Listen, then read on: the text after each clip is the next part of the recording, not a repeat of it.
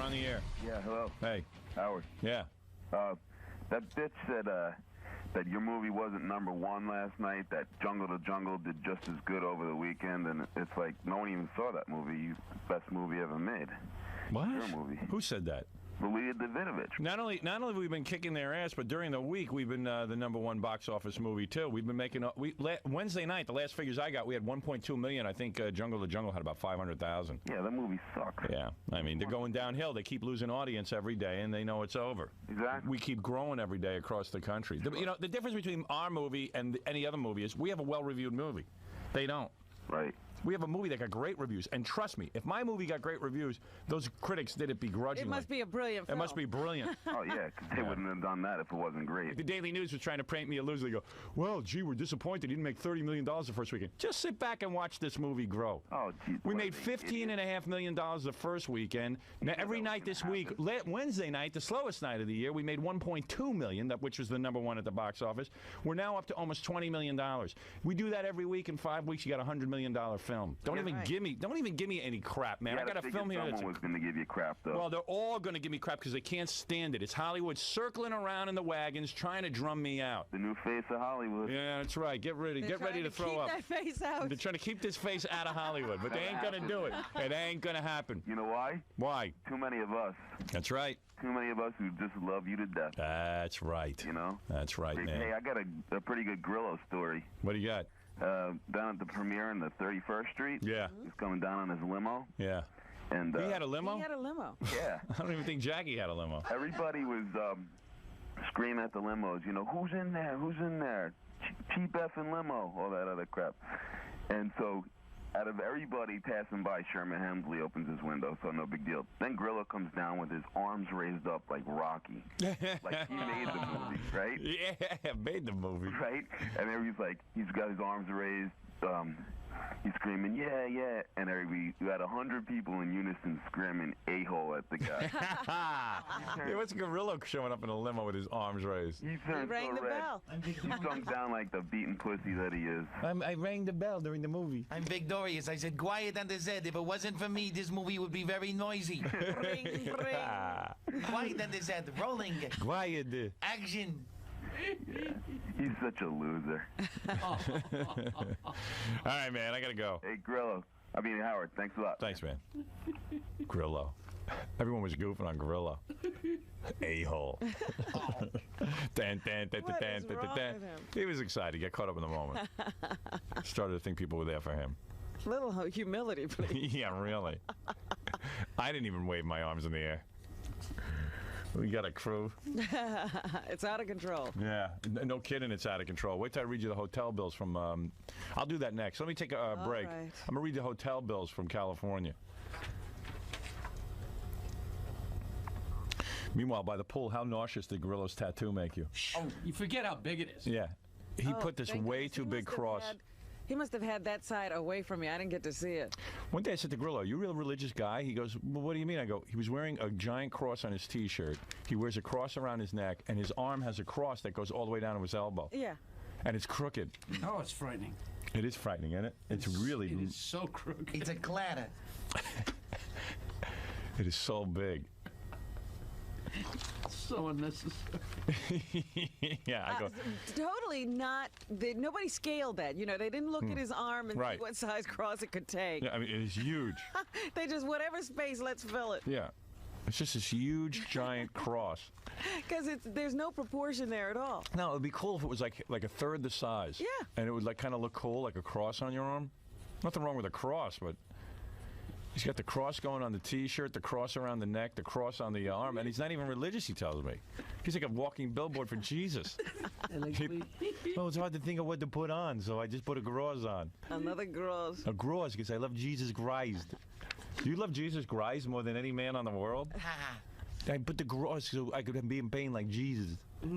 What's with the cross, man? Everything is a wait, cross. you said you like crosses too. No, I like the symbol of a cross, but I don't like one the size of my arm. Yeah, the I one want to you've crucify got, somebody. The one you've got belongs on the Sistine Chapel. Yeah, I mean, Jesus, it's so intricate and it's involved too. Show everybody. It's a. Let me describe it to people at home. Roll up your sleeve, take off your shirt or something. He's in good shape. Let me see. There it is. I was staring at it all.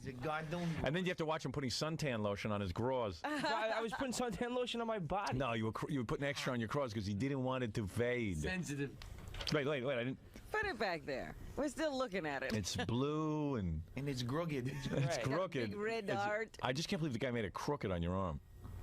It's so wrong. Well, I mean, it's permanently on there. It depends on the way I hold my arm. Oh, have you been in the mirror? Hold your arm right for the cross. I see. And I wasn't waving my arms like Rocky. I stuck my head out to take pictures of the crowd because there were so many people. I see. My fans, my legions. I have no fans. You have I'm fans. here. I'm here, Grillo. I'm here to revel. You got into it. How could you be so into Jesus after Jesus took all your hair? Aren't you mad at him? I'm pissed off at him, man. You know, you still have a little bit of hair. Like, he's got a little bit of hair left. Yeah. It's all going, though. It's going. Yeah. What could you Maybe do? that's why he's sucking up to him, you know. Yeah, sucking up to like- Jesus. Let It's him like keep he's what in he's a got. race. Dear Jesus, give me back my hair. Please. He's just got a little bit left. But you know what? It's weird. It's weird hair. Like, there's no bangs or anything. It's like, Well, no, I You just cut keep it? it as short as I. Oh, Yeah, I see. I keep it as short as I possibly can. right. Without You're showing preparing everyone to, scars. yeah, So when preparing I how go bald you'll be. no one will Yeah. know it is. It's the last step. This is the last hurrah. I'm looking like Friar Doug now. Dead man walking. He's going to be a little bald Grillo. Yeah. I've learned to accept it. He's going to look 10 years older. You could put It used another to cross on his head, really, man. really, really drive me crazy. That Like, you were losing your hair. I like the first 2 years, like especially, it was bad enough if I wasn't working here and I was losing my hair, but it was like working here and losing your hair. It just like everybody just like loves to Goofing. just like go, wow, man, you're really losing your hair. Is your dad bald? No, He has a nobody's full head of bald. hair. My dad, his dad, my mom's grandpa. It's just, Right. just kind of like, you know, I guess I got the bad gene or something. I don't know. Once your hair goes, why don't you put a cross on your head? You can tattoo your head. Yeah, I'll make it crooked. Tattoo in some hair. A crooked cross. All right, man. Congratulations. On what? You're losing your hair. I don't know. Thank you. All right. Thanks, Gorillo. I got to take a break. Then I'll read Gorillo's hotel bill. Oh. We'll have a You went long a little discussion. crazy too. Yeah, well, these guys really embarrassed me. Really, him and John. John, I don't know what to do about. Well, I hope Paramount is also picking up the tab for his funeral. It looks like he died. Yeah, Hasn't been to work all week. right. Hey, what's going on with these hotel bills? Now let's talk about it. Oh, Then I yes, got you let's here. get into it. Yeah. So we go out to the hotel in California, and I bring, You brought way too many people. I brought way too many people. People I didn't even need. Couldn't watch them. No. The way this whole thing started was your agent said, send me a wish list. So I did, and then they just put everybody on it. Yeah. Well, we really needed help when we're out there. When we do a remote broadcast, you need like Stuttering John running with a microphone and Gorillo and all those people. Gorilla gets your stuff, and he gets the releases. Yeah. So, all right, we put them to work, these guys. All right, if you say so. I guess is what Gary tells me. We've done it without them Baba before. Booey. I know. So we went to California and we brought Stuttering John. Gary gets all upset when you say that. I mean, I could explain it, but it's so dull to explain it. It's dull to the listeners. I'll explain it to Robert during a break. Right. But you need people to run for you.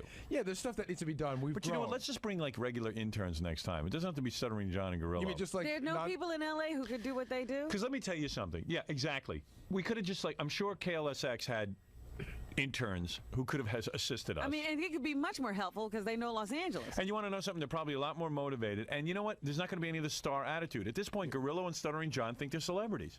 I mean, Gorillo brings his girlfriend, and John brings his wife and the baby, and Right, they have to have their entourage with them. I know if we had taken any of the good interns, especially the ones from the intern beauty pageant. Like we could have taken Amy, who actually works for us. Right. In And never Amy. goes anywhere. Yeah, take Amy, reward her, Right. and she's going to work her ass off. And you know what? She's not going to be sitting by the pool all day. She's going to be figuring out what she can do to help. And I remember when we first started doing some of this stuff, the times we did get to take an intern, they certainly weren't asking to take anybody else or having Right. other people along never. with them. I mean, I'm not even bringing anybody with me. Howard, I'm so shell-shocked by going on these trips that I swear I did not drink alcohol till 7 o'clock on Friday night. I wasn't going to drink during the day. Way to go. Well, I just didn't want to be. I didn't even want to be accused of partying. Right. Well, look, you're there to work. And I was, but I get nervous. Anyway, so No, I had this weird incident one time in London when we went to London. Yeah. I went out to dinner one night and you yelled at me. I did. Why? Because I couldn't find you. Yeah, because you couldn't. You wanted me to do something and we didn't know what was going to happen. And I just remember you got really, really mad. That Yeah, well, I you're supposed to be available. You know, I know, that's what we need. I know. We don't need you there for dinner. We need you to, you know, have dinner. You could eat dinner in your room and wait for my call. Seriously, I mean, everyone could say, hey, it's a vacation. Baba Booey. It's not a vacation. I need I was people just working. having dinner. Yeah, I was having dinner. So meanwhile, 3 hours later, you can't find the guy. He leaves no number where he's going to be. You know, you say to people, hey, I'm going to be at a restaurant. Here's the name of the restaurant. If anything's going on, let me know. Yeah. He's going to disappear for a couple hours. I'll never do that again. Right. Why are you bringing it up? You get me all irritated. Now I'm all aggravated about He England. remembers now. This is I don't even remember this. You're going to yell at John. How dumb are you to remind me of that? I mean, really. That's why he's All here. right. Not the dumbest thing I've ever said. So don't Right. worry. Now I'm completely aggravated that in England you were unavailable to me. I mean, I'll fixate And on that it. was 12 years ago. Yeah, 12 years ago. No, but in all seriousness, when we go on these trips, I can't plan when things are going to happen. It's sort of like you got to be available. That's right. People have to just be there because we're out of our element. Like I brought Jody, and Jody goes, okay, I'm now going to go out for dinner for an hour. Here's where I'll be if you need me. That's how you handle But, you know, it's funny. I had this conversation with Steve Right. before we left. I mean, he was pretty good, but I said, you know, it's not a party. We're not out there to have fun. Right. If I'm bringing you, you know, I told him he was lucky that he was getting to come. Right. And then if I'm bringing him, he's got to be available, and he's got to do stuff without giving me any attitude. Right. And John, you know, had such a scene going by the pool. Stuttering John, man, the wife, the baby, the friends. babysitter, the friends, the drinks, so, you know, and I hope you know that I'm serious when I tell you that they are an embarrassment to me and they will never travel with me, because I'm going over the hotel bills. Now, mind you, Paramount is paying these bills. I understand that. But I am one of these guys who feels that when you get something for free because Paramount's footing the bill, you still got to be respectful. Because you got to put yourself in their shoes. Yeah, they're Paramount Pictures and they're a big company and all that kind of stuff. But somewhere there's a bottom line, especially if you're Gorillo and Stuttering you know John. what? That all gets tacked on to the cost of this film. Yeah, and it's like, you know, someone is paying for it. I mean, literally, there We is are, somebody essentially. paying for it. Yeah, essentially, we're paying for it. So I don't have any problem. Guys got to eat. Guys got to sleep. Right. If you take somebody away from home, there has to be food, there has to be shelter. All right, but here I'm going to give you a difference, okay? Gorillo's bill, $2,148.57. That's for everything else? Everything. That's not the room? That's and- the room and everything. Oh, that's the room and everything. Wait a second. More than he made last. By the way, you know what your bill was? $600. See? Okay, now wait a second. John's bill, $2,116.04. Wait, that figure does not include, John paid $200 of his own money, so add $200 to that. Right, because I made him pay $200 because his friends all came over, were drinking and eating by the pool, Right. and I didn't want anything to do with it. So John's bill is really more like $2,300 and change. Right. Jackie, you figure Jackie's a schnurrer? Jackie had no food charges on his room. Oh. Was $957. $957 as Then compared to What Gorillo's. did he charge if he didn't charge food? Well, I don't know. That's not There's not a right. couple of charges that jumped out on me as I looked through the bills. Right. But there was one Gorillo charge that really, really stuck out. What? I got stiffed at the pool on Thursday. I went down. I had like 2 drinks, and then everybody left. And all of a sudden, the guy comes over and goes, "Oh, your bill, sir?" And it was like $350. And I'm like, he goes, "Well, all your friends left." And I went, and I looked What at Kathy. friends? Whoever was down at the pool, and it was whoever was down Who's there. down at the pool? Why are you stuck with their bill? I don't know. I said, well, what's going on? I looked at Kathy. I said, what should I do? I said, I guess I'll sign for it. I said, just you know that if some huge But amount how of, could you have a $2,148 bill? well, take You have a $1,000 more dollars than Jackie and Fred and Gary. Dude, I ate and I had a couple of drinks and I made a couple Let's of phone see. calls. Let's go through it. Let's see these phone calls and drinks and stuff. Now, I'm going to tell you about Stuttering John first of all. Stuttering John there's no excuse. Is a $300 laundry bill. The guy's out there for 3 days. That's his baby. Yeah, whatever. Who needed the baby out there? $300 And Paramount has to pays pay. that. And I'll tell you something. He's paying Paramount for it. Well, there was one other charge that should have jumped off the bill at me for John, and there was a whole bunch of parking charges, but I don't think John had a car. Yeah. What is all these charges? And what is this one? Terrace, $177. That's the pool. That's by the pool. Listen to this. I mean, here's another bill. Wait a second. Listen to this. Terrace, $377. Would he buy the That's the terrace? party. That's March 6th on Thursday. Now, you're telling me Thursday you got charged $200. So you're Yeah. telling me between the two groups is over $500 I had in 2 charges? drinks that day. I don't 2. care. So why are you paying for it? But Kathy was there, and I said, Kathy, what should I do? I said, should I pay for it? She goes, yeah. If anything happens, I'll let them know that you got Oh, stiffed. well, I didn't. No one let me know. Well, I You made got sure. stiffed. I made sure. Everybody. First of all, you got stuck. You didn't get stiffed. Whatever. I got stuck with the bill. Right. You didn't get stiffed. He got stiffed. Steve. What is a $377 bill going to Paramount for? No. You know what? And that looks like me. Oh, this is Grillo's $377. That was the day at the pool. Yeah, that was the day that all of. And what's the $177 then on the terrace? What are you doing for $177? I have no idea. You have Dude, no idea. I swear to God. You wait a second. Hold a second, man. March 8th, $177. March 6th, $377. Terrace. What are you doing? What are you doing? I am telling you, I did not have anything. So why are you doing it then? Are you signing for all these things? Dude, Don't you ask who's paying, why you're paying for this, and who ate? I was there by myself. But why, you know what? You have all day to do nothing. Why don't you find out? No, I do have one quick question for you. Seriously. Okay, the Thursday you got the big bill, right? $177. Okay. No, the big. The big bill was $377. Okay. Whoa, whoa, Two whoa. days later, when you get the big bill, why aren't you? In other words, weren't you aware that this was going to happen again? I would say to the guy, listen, I'm signing for my food. This is for me. If anybody else gets anything, that's their headache. Maybe that was. How the does that problem. look for me when you're running up $200 and $300 bills at the pool? But I'm telling you, I You're didn't buy. a single I didn't guy. buy anything for anybody else other than me. And anytime my girlfriend had something to eat, it was half of my sandwich. So I didn't buy anything extra for anybody else other than myself. Look at this. Stuttering John, laundry, $111 on March 8th. Laundry on March 7th, $97. Laundry on March 6th, $51.50. I have know never what? once given a piece of laundry in. Is amazing. Now, what Because is that to he me? doesn't have anybody doing his laundry at home. No.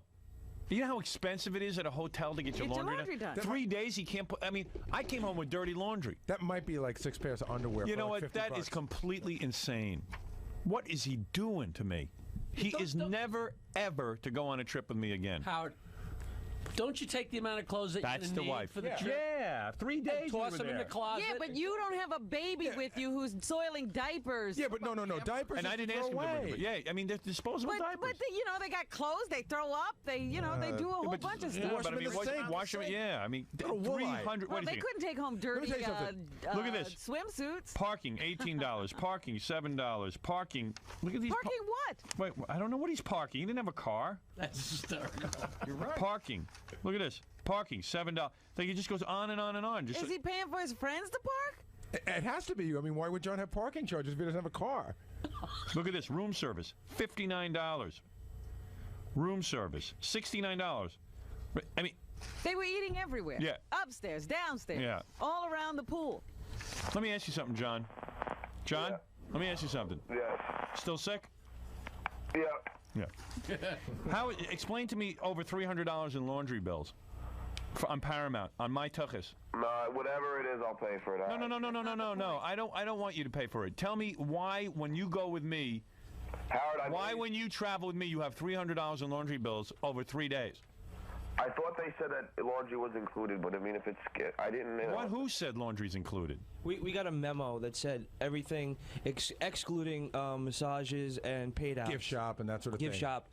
No, John, let me explain something to you.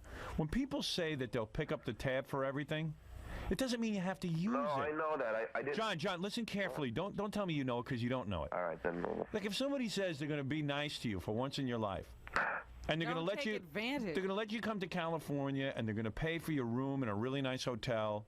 Yeah. That's why I can't take you anywhere. You know what you are? It's a word for it in Italian. Schnurrer.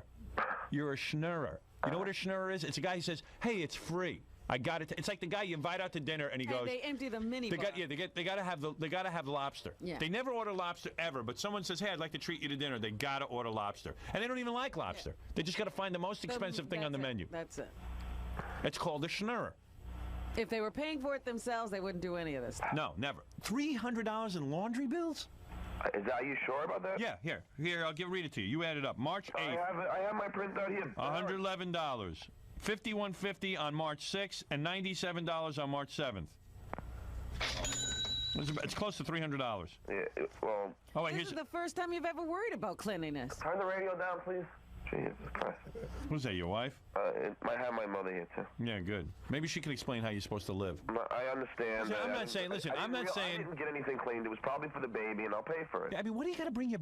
You know, first of all, from now on, I'm just bringing regular interns who don't have girlfriends. I'm going to bring female interns is what I'm going to bring. Who don't bring their boyfriends, who don't have an agenda. John with the wife and the baby. Gorilla with the wife and the baby. I mean, everybody with the wife and the baby. Can I say one thing in my defense, or is that allowed? Go ahead. Every night I ate out. I went out to a restaurant. I didn't eat at the hotel. I always ate out and paid my own way what is that? All right, let's go through the room. No, the only reason I say that because you just read those room Let's service go through the charges, food charges then. All right. Let's see. I mean, Here's one meal. I was out with all you guys every night. Well, then how come I got one bill here for anything that says room service or terrace club? $59 room service. Let's see. Hold on. I'll go through the whole bill. You want me to go through the whole bill? Here, $59 on March 6th, supposedly when you ate out.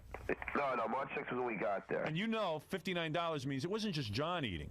No, $59. It's John and his wife eating and the baby. Mm-hmm. The baby. And probably whoever else is in the room. Here's another one. And my point is, no one asked you to bring your wife. Paramount didn't plan to support your family. Yeah, they're supporting the family for the weekend. Let's see. It's just why do I have to be stuck with this? You're exactly right.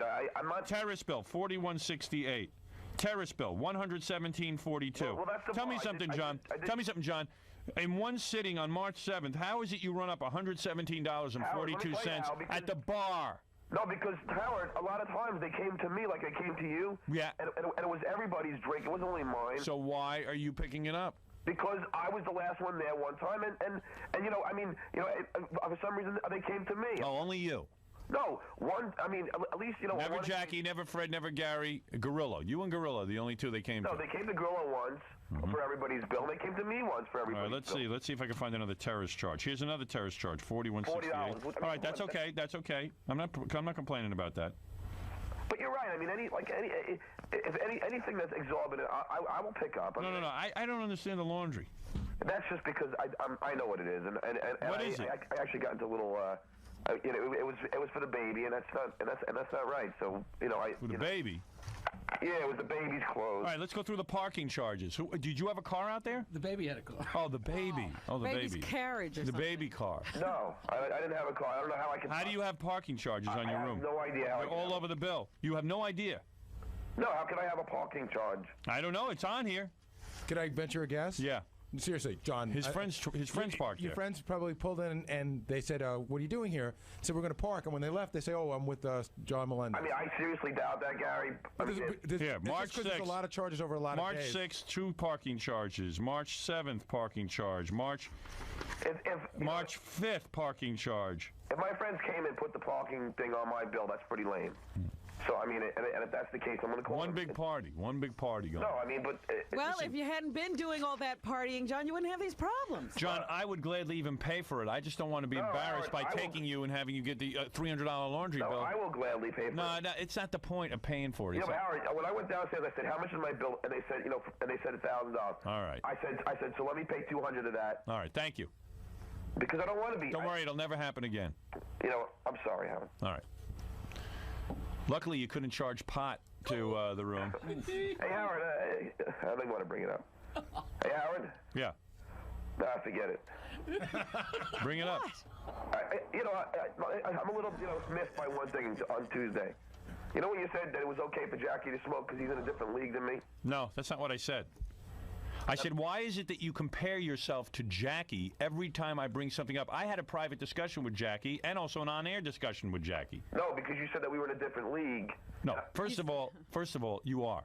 Okay, but I don't see why that has to do with so because Jack's in a different league. John, let me tell you what the difference is. Let me tell you what the difference is. No, of course he can't smoke weed and you can smoke weed, or he can't smoke weed and I'm not talking about that. I'm talking about the fact that if Jackie brought a wife and a baby, Jackie's a lot more important to me. He's an essential player to the show. I agree. If you're not there, I can replace you with Amy, Beth, Jen. Can I You just say just something? replace him with people you don't even know. I did replace you with someone at KLSX. I did it for you as a favor. I understand. And then you just come there and you abuse it, and you're the superstar. You Well, make that's people not the sorry they did something for you, That's John. not the case. It wasn't intentional. What is it, Gary? I know for a fact that what you just said, I mean, and John will admit to this, it's one of those things that has always bothered John for a while and that hurts him. When you discuss the gang, the gang of the Howard Stern show, right? You always say myself, Robin, Jackie, Fred, and Gary. And John always seems to miss that cutoff. Jackie's a writer on the show. And I know that hurts him. Who's responsible for many great bits on this show. Yeah, and I've done a lot for the show, too, Howard. No. John, it's just not even, it's not even In close. your first book, I quote, "The man would take a bullet for me." That's the truth. Yeah, so? That's just how stupid you are. Yeah, but you probably be Well, firing him. thank you very much. But like the point is that I would do anything for you, too. Do it. So do it. Take the bullet already from me. But all right. I Remember the Marx Brothers? There was like the main guy. Chico, Harpo, Groucho. Yeah, you're Gummo and Zeppo. Yeah, they were those other two. The other two who they let in. And I'm not saying that's a bad thing to be. I'm just saying, hey, dude. So But you're never going to get in this way. No. Listen, I agree with you. It was whoever. I mean, the laundry was. It was totally. I didn't do it, and it was It's just, wrong. you know what, man? If I invite you out for 2 days, leave the wife and kid at home. But it's not an invitation. This is a job. Right. 2 days. Well, the job was over on Friday morning, Robin. Well, that's when your wife should have showed up, and you should have been paying the tab from then on. Right. Well, you know what, Howard? I mean, first of all, Not only that, what time did you stay till? You stayed Sunday afternoon? Yeah. Yeah. Milked it. Which is why. No, I was enjoying myself. Right. I know. Which is why those 2 days. But I don't see. I wasn't any more than Jackie's bill or Gil's bill. There you go again. There you Jackie and Fred. You know what? Jackie and Somebody Fred. faxed in the other day. They said John is like the worst trader. The moment you say something to him, he starts bringing in other people's Right. names. Jackie and Fred. Just bringing in other people's names. But I love Jackie. Jackie and you are the This same. is, if you're ever in a war, don't have John next to you. He's turning you in. And John, I'll tell you one thing. Jackie's bill was $900. Yours is $2,116.04. The room fee, guys. I see. I have the printout here. But even if you include Jackie's room, John, it's your bills are off by around $600. That's totally not right. No, it is. No, it isn't. No, I got Jackie's bill here. Jackie didn't order any food in his room at all. Yeah, but all of our bills came to like $2,000, and $1,000 is the room charge. No, but I'm saying, so Jackie if you add Jackie's room bill in, yours is still more. By how much? You win, John. You win, John. By about $500. Number one. I'm not trying to get Jackie in trouble. All I'm saying is that I seem to be the fall guy on all these occasions. No, you seem to be the guy who makes the biggest mess. You seem to be the guy who's the most abusive of every privilege he gets. You seem to be the guy that brings more people. You seem to be the guy that does everything way too much. John, come on, John. Next time it won't happen. That's all. I learned my lesson. No, I wouldn't bring Fool me once. No, you don't have to bring anyone next time. You don't even have to bring yourself. We'll see if we can get along without you. We're going to try and do the show. We're going to try and do the show without you. Of course you can get along without me. We're going to say, let's do an experiment. Next time we go away, see if we can do the show. Of course you can get along without me. I know that. I'm not as important as anybody else. Well, you sure acted. You act like you're more important than Howard. You do. Oh, please, Robin. Jesus Christ. Just see what's going on. Your bill, Howard? I'm sure I had no bill. I had the lowest bill out of everyone. Really? I mean, John just spending to beat the band. It's just, I know that someone has, like, even though it's Paramount Pictures, eventually at the end of the day, someone has to pay the bill. Who was walking around in the robe? It was John. Yeah. I mean, it's just amazing, the whole scene. It was. I thought we were all having fun. And I see what's going on, and the drink. And believe me, if I hadn't said anything by the pool that day, it would have been a real disaster. No, I was always planning on paying. The drinks. No, you didn't pay for anything. Paramount paid. No, I paid $200. Yeah, after I blew my stack. No, I was always going to pay that, Howard. All right, I got to go. If he even said to me, hey, Howard, I'm going to have some friends, so I'd pay the goddamn bill. But it's just abusive. I apologize. It wasn't meant to be abusive. Okay. And if you want, I'll pay the whole. No, I don't care about that. It's over. I just want to know why you feel comfortable putting a $300 laundry bill on. I don't feel comfortable, and I didn't have anything to do I don't with want you to pay for it. That's not the point. I know they can afford $300. That's not the point. No, I understand. It's just the attitude. Point. All right, I got to go. Point was that the bill shouldn't have been there. And I understand what you're saying, and you're right. All right, you're a superstar. I understand. It's not. I know I'm not a superstar. I understand what you're saying, and you're right.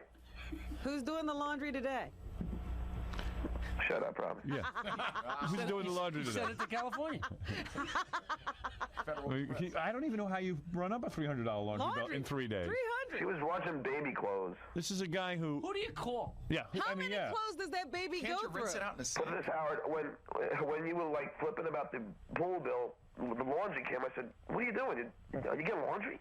And then that's when I realized that we had a laundry bill. I was flipping out. 3 times. 3 times. 3 times the laundry bill. Baby Doots a lot. With the wife. And the baby Doots a lot. You know, it's the girlfriend who thinks, Hey, I'm with in Stuttering John. Hollywood. Yeah, she's in Hollywood. Yeah, you should have let seen her me charging send the around the pool. laundry out. She's seen the wife charging around the No, pool. I just should have paid more when I left.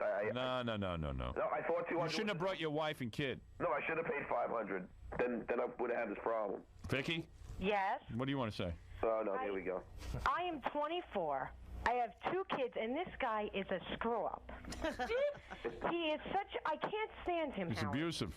I cannot stand him. I know this is your deal. He does this crap all the time, but I can't stand him. Thank you. Thank you, Vicky. You're welcome. Right. She's all upset about it. I can hear it in her voice. He drives me crazy. Why did you put him at the end of the movie? I hate that. Oh, shut the hell up, you bitch. What a freaking bitch you are. What the hell do you do? John.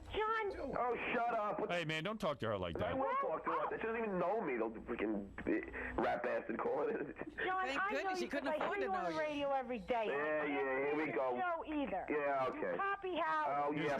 Here's John doing his impression of me. Howard. I mean, Here's John's you can do. Here's John's impression of me. Yeah. I think the rap You chap bitch. bastard, you bitch. Oh, yeah, oh my God, you're the only person who's put someone down in the world. Yeah, I know. What? Who is that? He's me now. Now he can put down the listeners. He can't be respectful. All right, you know what? I'll just take the abuse. Yeah, that's what you should. You should learn to Deserve the listen. abuse. Sorry, shut the... Don't tell me to shut the up. I'll come over there and kick your ass, pregnant or not. Oh, come on over. I will. Oh, man. He's gonna hit a pregnant one. What kind of guy are you? I'm not allowed to yell at you because I'm trying to be Howard. So Thank you, Vicky. John, can I give you some advice? No, you can't. Yeah, go ahead. Grow up, because your kid is going to turn into a brat. all Right. A Your brat. kid is going to turn into a brat. A brat, though. This is the problem that Howard's talking about. Not raising spoiled. kids, and then you're going to end up with jabroni heads running around all over. Yeah, jaboni heads. Well, that's the Italian in me. That's what Hey, my there's father nothing wrong with that. call me, Howard, a jabroni head. Me too. I feel bad for your kids a lot more than mine. Listen, let me tell you something. Listen to yourself. All right, thank you, Vicky. You don't have to take this abuse. Thank you. Listen to her. I'm younger than you, John. Yeah, and stupider. No, I'm not stupider because my kids are on the right track. Yeah, stupider.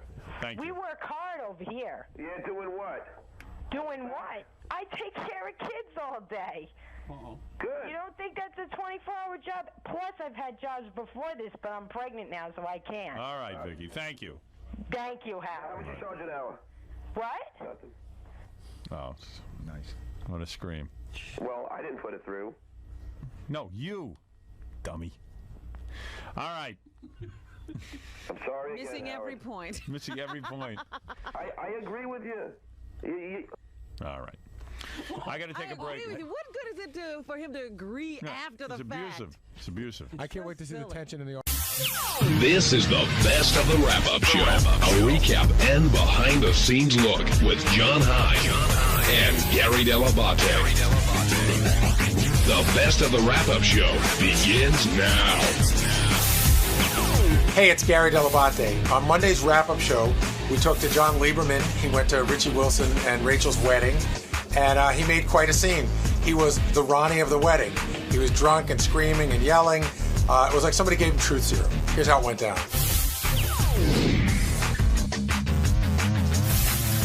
This past weekend, Richie Wilson and Rachel Fine got married. Congratulations to you guys. And we knew that we'd hear about it on Monday. And Unfortunately, I couldn't make the wedding. Thank you for inviting me, though. But I did see some footage on Moldred, and I knew exactly what was going to be talked about on Monday. That was one after Howard and I spoke last night about what we had to speak about. I said, have you watched the footage from Richie's wedding yet? And he said no.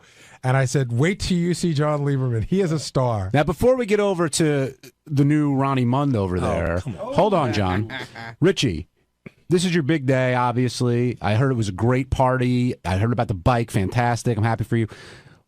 Were Ronnie or John or really anybody else like distracting? Did they take away from the day at all? Or was it just all a good time? No, because nobody complained about who is that drunk guy. There wasn't that conversation going on. So, I love that John Lieberman has just now become that drunk guy. Yeah, and it was great. I got a great mea culpa text. It's just like, I was out of control. I am so sorry. It was great. I want to point out, by the way, because we never had a chance to talk about this on the air, Richie and I made up not long after we had that fight on the air, like a genuine makeup. We talked and we emailed and stuff. And Richie and Rachel did invite me to the wedding. I was unable to go because I had already planned to go to a 50th birthday party, but I was invited as opposed to Tim and Lisa, just saying. And Will. But there were, Richie said today, there were 20 people. Right. Yeah, but Tim seemed to take it hard. I know Sal was the one who said he was yelling and screaming about it. But again, Tim's like a funny guy because Tim's like he's pretty genuine off the air, and then when you get him on the air, I don't think he likes the controversy. You know, some people will come in and go, yeah, you know what, fuck you, Richie, you didn't invite me.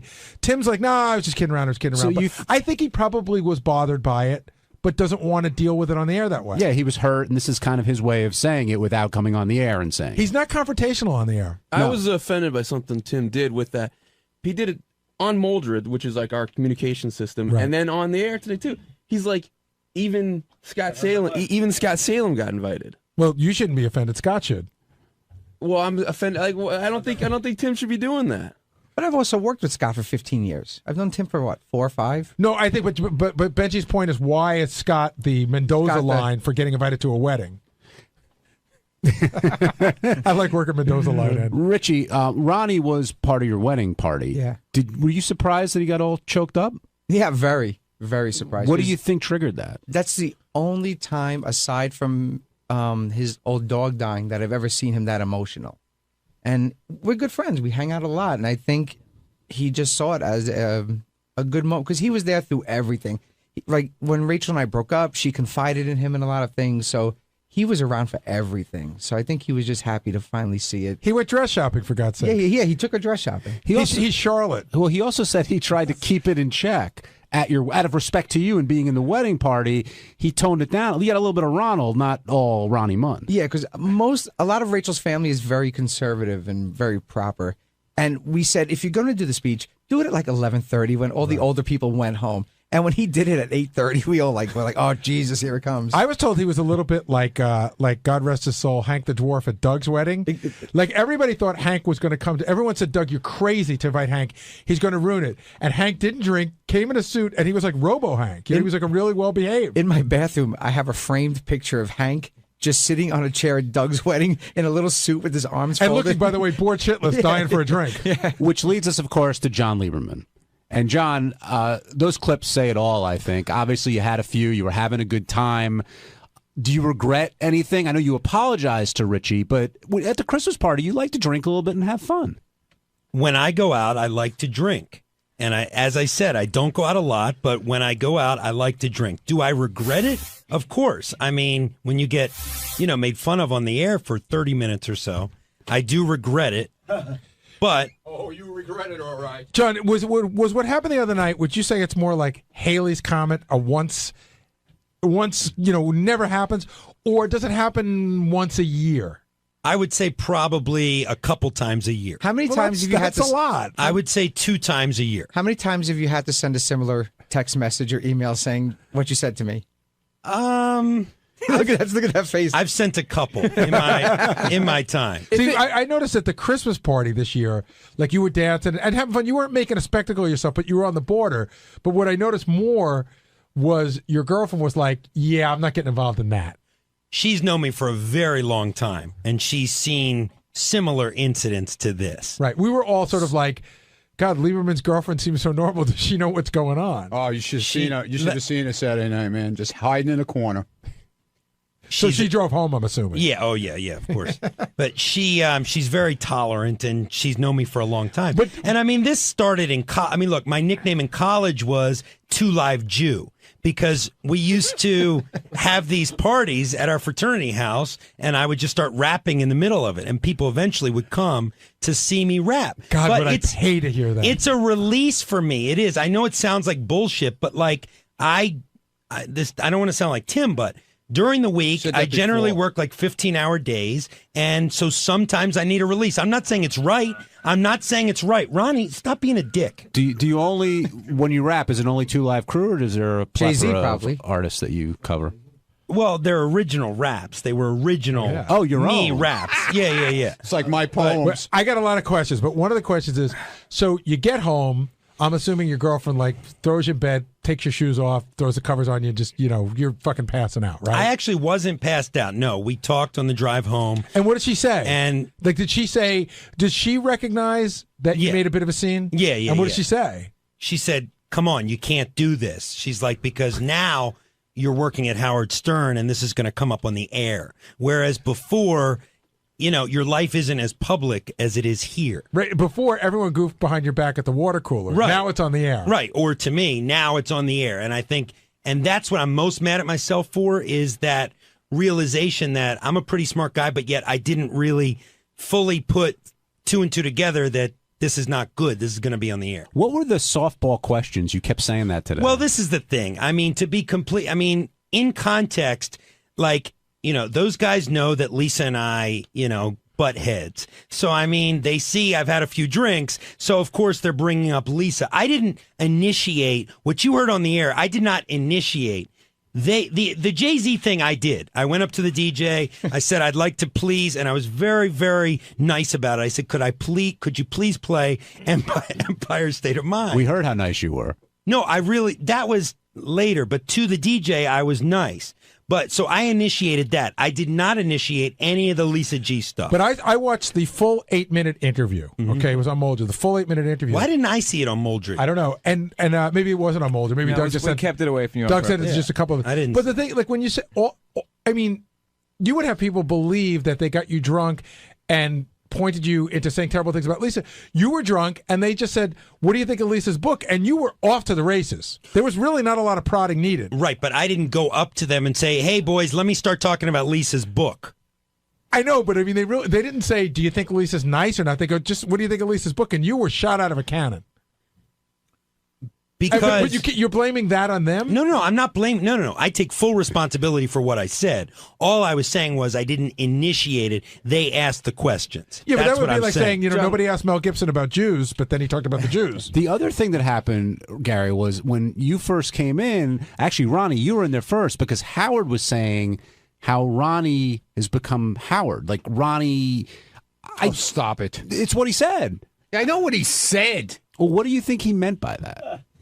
I don't know what he meant. I have no idea. Well, what's your guess at what he meant? To me, it just sounded ridiculous. How am I like Howard? But what do you think he thinks when he says that? I don't know. I have no idea. I have no clue why he thinks that or says that. What do you think he means, John? I think he comes in as he's the guy, sort of, like a celebrity. Like a celebrity, the one that people didn't come in like that. I'm saying this is what Howard was trying to imply. And I have a new guy in my place now, John Lieberman, the new town drunk. I love the satisfaction Ronnie's taking out of this. By the end, it's awesome, man. By the end of John's time in the studio today, he was talking about war veterans and like needing a break, and you broke him down pretty hard today, Ronnie. Did I really? Yeah. I'm so sorry. I'm crying. You're not sorry at all. I'm crying. You're not sorry at all. Crying. But John, here's an indication of how bad. Now he knows how I feel. How bad things got for you today. Howard brought you in, busted your balls. You managed to completely deflect the conversation to goofing on Lisa, but it came back. Yeah. And when it comes back like a boomerang, that means it's bad.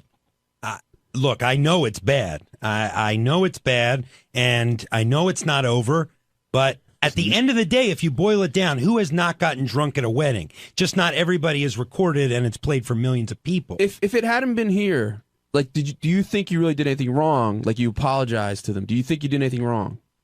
Yes, I think that in my mind, I didn't want to take the focus off of Richie and Rachel's wedding. Luckily, it didn't, according to Richie. But that's what I regret the most. So see, I don't think you did anything wrong. I think you were great. You were a fun drunk. Right. You weren't violent. You weren't physical. It's just the problem you have is alcohol is truth serum for you. Right. And there were cameras that record it. That was like one of those Russian movies where they inject the spy with truth serum, and he just tells it's everything. like we had electrodes on him. Yeah. We were going to shock him if he didn't speak the truth. Do you think Howard thinks differently of you now? Yeah. I'm sure he does a little bit. Oh, I know mean, he because does. Would you just stop for a second? What do you mean? Do you have to always be an asshole? Ronnie, did you discuss this? Ronnie, did you discuss this with Howard? I mean, really, you can't be nice for 2 seconds. I'm being nice. I'm only speaking the truth. Did you discuss this with Howard? Look, Ronnie can't speak. A little bit. Look, I pride myself on being a serious reporter for the most part, and sure, so when I don't want this to take away from how people think of my reporting, both here and other places outside of here. That's my concern. Wait till Maury Povich sees this. Joe, would it be safe to say that this will never happen again in front of us?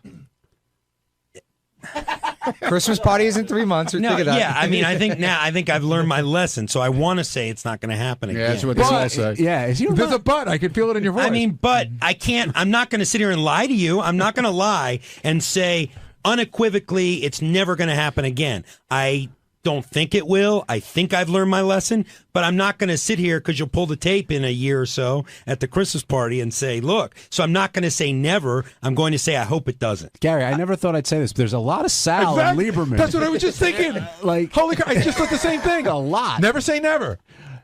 What? You want me to lie? No, I'm not going to lie. Well, Absolutely no, not. I don't want you to lie, but I would think that you would say, if this is as embarrassing as you say it is, I'm not doing this anymore.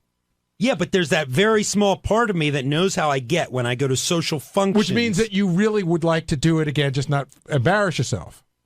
You want to get that drunk again. You just don't want to embarrass yourself. There are some who would say, I've embarrassed myself so greatly in front of my boss that when I go to functions where Howard will be, I'm going to refrain from drinking. I think that's probably what's going to happen. I don't foresee myself drinking at another Stern function. He needs to let loose. Mark my words, this is not stopping. Wait. You guys let him talk over there. Please. I mean, you're I didn't say anything. I really think you're out of line. Thank you.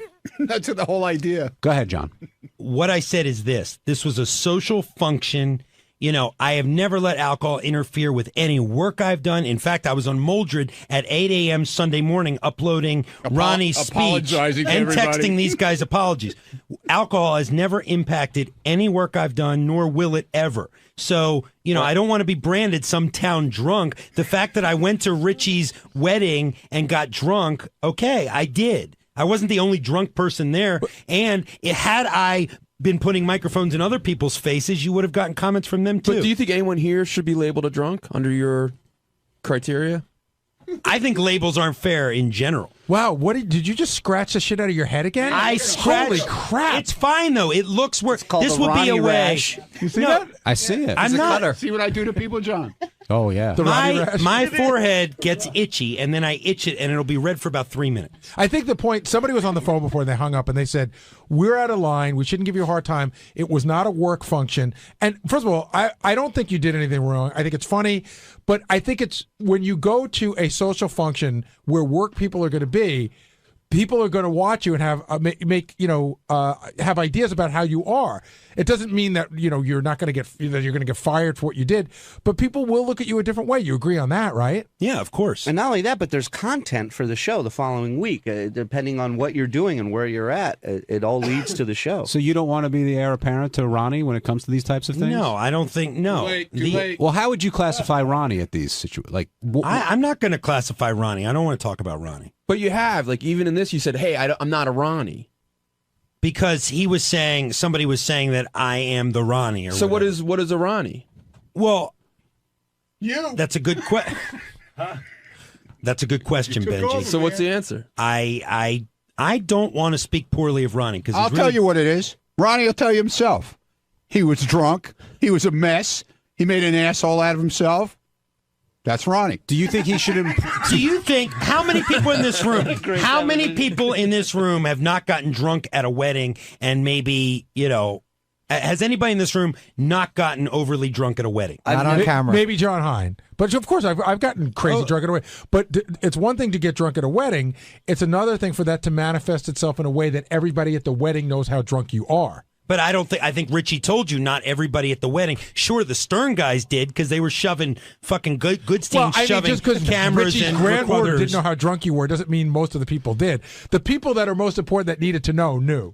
There's no reason why you should be drunk enough for a guy like you, for what you do, to be screaming for Jay-Z songs at any point, of any evening. We've all done what you've done, but not in a long time. And then once you do it once, you generally don't let it happen again. You're telling me you can't make me that promise.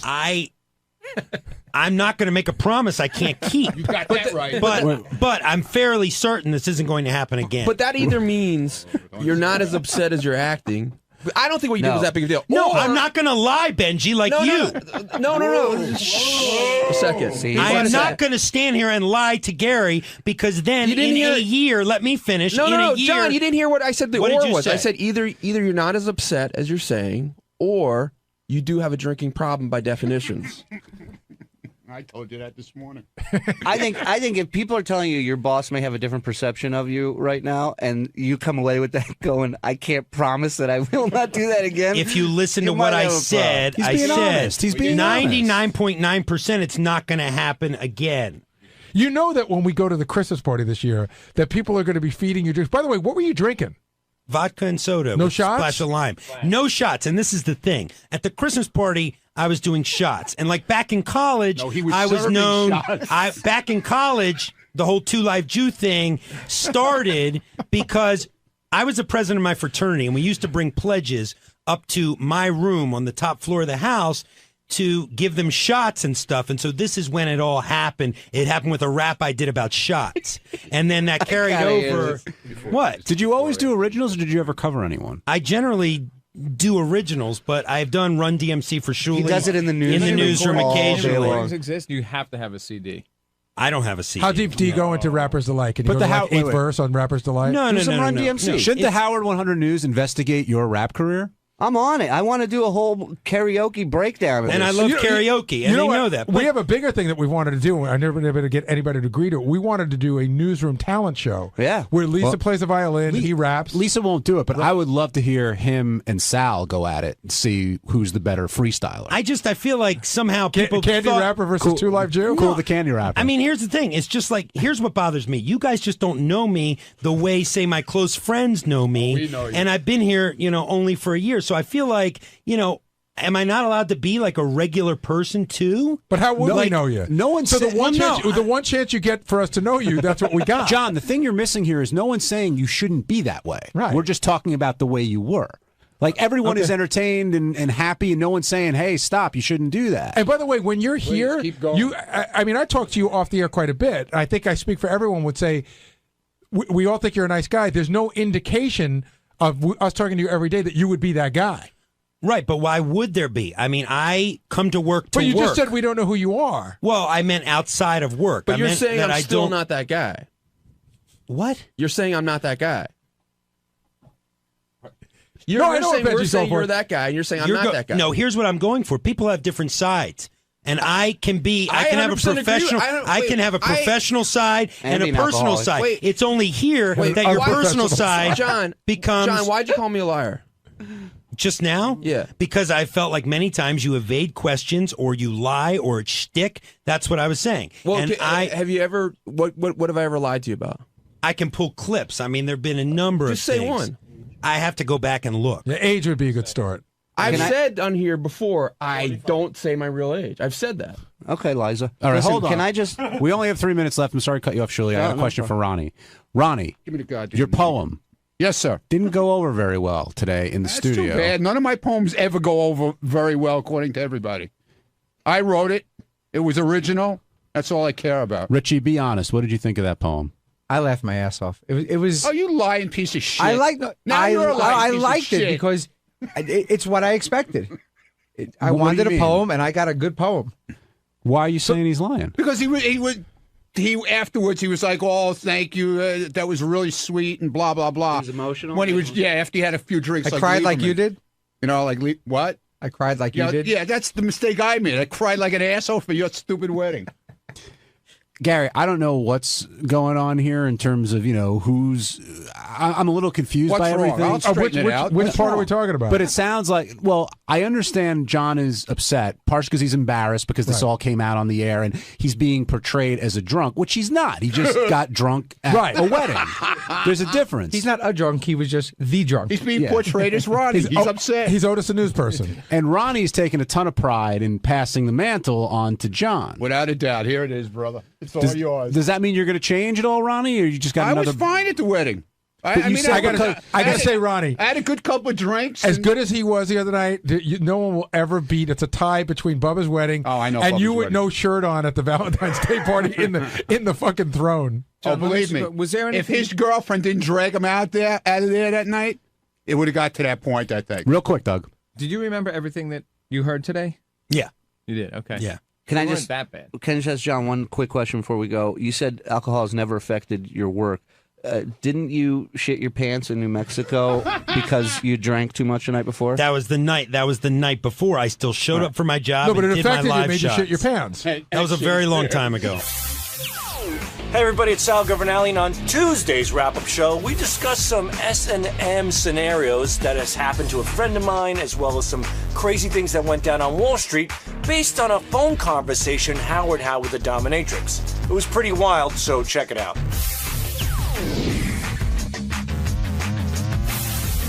We'll try Dan in Chicago. Hey, Dan. Oh, jeez. Yeah, you had that dominatrix on the radio on. I was wondering whether Gary or John, you ever participate in any dominatrix activities? I can say together, unequivocally, the dominatrix thing is one of those. There's a lot of fetishes I don't understand. That's probably, after foot fetish, at the top of the list of ones I don't get the gratification. I guess I don't feel bad enough about what a dick I am to want to get. That's what she said. She said a lot of her guys are guys who are so horrible to people at work that they got to feel. I don't get that at all. I understand it. I've never done it, but I sort of get why guys would want to do that. I mean, if they want to be put in their place or whatever else. JD, did you ever go the dominatrix route? Especially with a dog, huh, JD? All right, shut up. No, I get humiliated enough in my regular life as it is. I don't need it again in my personal. If you had to guess one person on our staff, because nobody's going to fess up to this no matter what. Benji. One person on our staff that may have participated, who would you say it is? Benji. I'm a pro dom, yeah. Have you ever done it? Yeah. Have you ever tried it? No, seriously. No, I played around with, not with a... Dominated or been dominated? Yeah, I played around with that in the bedroom. But not to the extent of like wearing outfits. Who do you think's been to? Do you think anybody in our group has been to a dominatrix?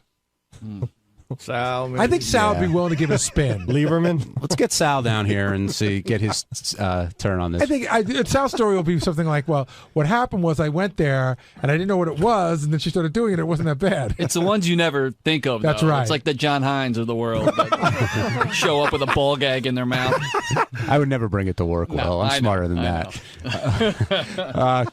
The other thing which Chloe said when she called in, I mean, the different stuff that the Wall Street guys would do. I mean, you just hear one thing after another. I mean, it gets bullshit to put it on one industry like that, though. The Wall Street guys. Wall Street guys are normal. That's just stupid. I think she was saying guys who make a lot of money and who are under a lot of stress. You don't even work on Wall Street. What's your affinity? But I know plenty of guys who do. It's ridiculous. But what's your affinity to yeah, Wall and they're all Street going guys? to dominatrixes. No, I just don't. People love to put down Wall Street. Wait, but listen to what she said. She said it's guys in high power that have a lot of control that want to, reverse the roles there. And clearly somebody that can afford $500 an hour. That fits Howard. It kind of narrows down the people that qualify. It also fits Scott DePace, the director of the TV show. Oh, yeah, tons of power. Tons of wealth. Well, the dominatrix thing doesn't interest you at all? Not at all. What about you being the dominatrix and dominating someone? No, I wouldn't even want that. No. Yeah, that's another thing, too. The whole, did she talk about, she doesn't pee on guys, does she? I'm sure she does. She pulls her teeth out. What does that mean? She said some guy came in with tools to have his teeth pulled out. How about those guys who like to get kicked in the nuts? That is just crazy. You mean like that guy Horace from AG2? Yeah. Hey, Sal, we were talking about the dominatrix thing. Did you, back in the day, ever go that route? Have you ever tried it once? Yeah, when I was 11, back in the day. I never tried it. but a friend of mine has. And there we go. And how did it go? Well, what happened was. Yeah, what happened to the friend? It was a total mistake. The friend was browsing in the paper and thought it was a massage. And he got there and there was a bunch of whips and shit on the wall. Right. So he was like, "Oh wow, this girl's pretty wild. It's just a massage." So she says, "Get on the bed." And he says, "I'll go with it." Right, and he gets on the bed. And then she says, "Get on your back." And he thought it was kind of odd because usually you get on your belly. And then she just starts playing with his butthole, and she's like, "Wow, you have a wonderful asshole." And then she reaches from the side of the bed and pulls out a vibrator. And he says, "What the hell are you doing?" She goes, "Well, didn't you read the ad? It's ass play. I do ass fetish." And the guy says, "Well, that's not my thing. I'm here for a massage." And she says, "Well, it's still going to cost you the $80, and this is what I do." And the guy said, "Well, I'm not exactly sure. Why don't we just give it a little whirl?" So it went about a quarter inch in. Everything stopped, and my buddy just bailed, paid the money and bailed. So, yeah, that poor guy. And I know you think it's me, but it's not. It's my friend. Did the friend go to dominatrix beforehand? You said it was a massage and an accident. Like, is he looking for that kind of thing? No, he just wanted a normal massage. It was a day after work. He wanted to unwind, and he ended up... I think what happened, in retrospect, what happened when he went through the classifieds, he clicked the wrong number. I mean, I think they're all lined up, and I think he dialed the number right underneath the place he wanted to go to. Oh. Did the friend ever go back? Oh, no. Never again. Never. He learned that lesson. Yeah, it was weird because she was playing with his asshole, and she kept saying, "You have such a beautiful asshole," and she was circling it with her finger, and he's like, "Wow, this is a little..." Usually, it's after 20 minutes on the turnover. So he called ass play instead of jerk me off. Pretty much, yeah. Yeah, so. Sounds like the friend's never going to forget it. Oh, the friend hasn't. When Howard was talking to that dominatrix, she was talking about Wall Street guys, and they were both he and Robin were talking about you, saying, "What did you do down on Wall Street? Right. Everything but made money, that type of thing." Right. But you had told me there's some wild times down at Wall Street. Those guys were pretty crazy. They made a lot of money. They made it real fast, and they certainly liked to live it up. And there were things, I'm telling you, that even I thought was creepy and crazy. There was at one time there was a bachelor party going to Atlantic City, and they rented a small plane out of the Republic Airport. Mm-hmm. So these guys get on the plane. There's like 6 of them, and they're drinking like crazy. And all of a sudden, one guy decides to take out his cock, walk up and down the aisles, and he starts jerking off. And he literally blew a load on a guy. And they all thought it was fun. I'm like, first of all, how can you get an erection with 6 guys around you? But this guy jacked off all over a guy. These guys thought it was hilarious. Were you on the plane or you just heard the story? When they came back, everybody talked about it. Another friend.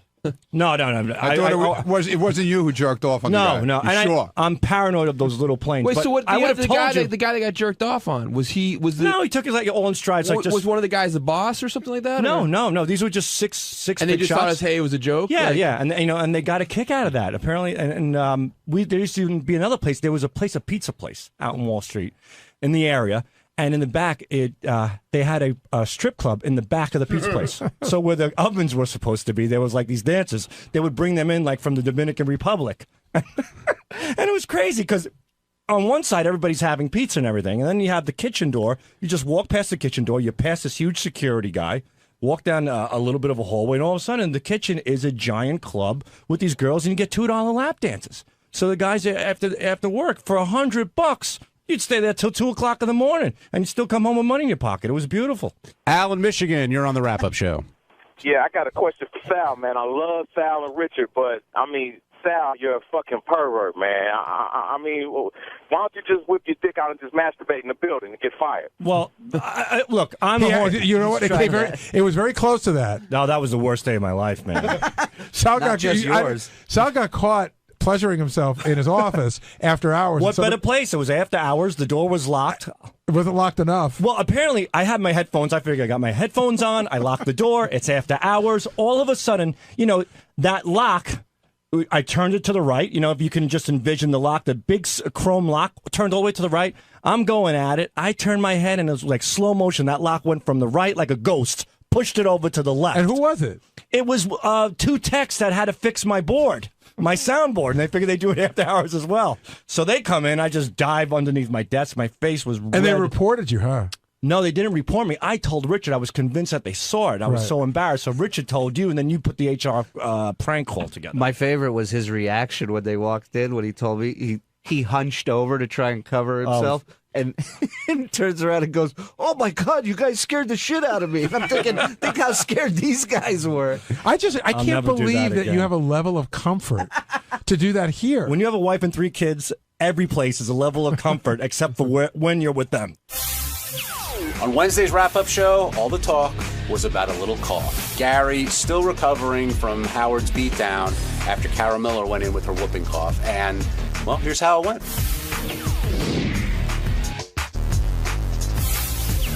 This is not your week, my friend. Yeah, I would say so, but specifically not my day.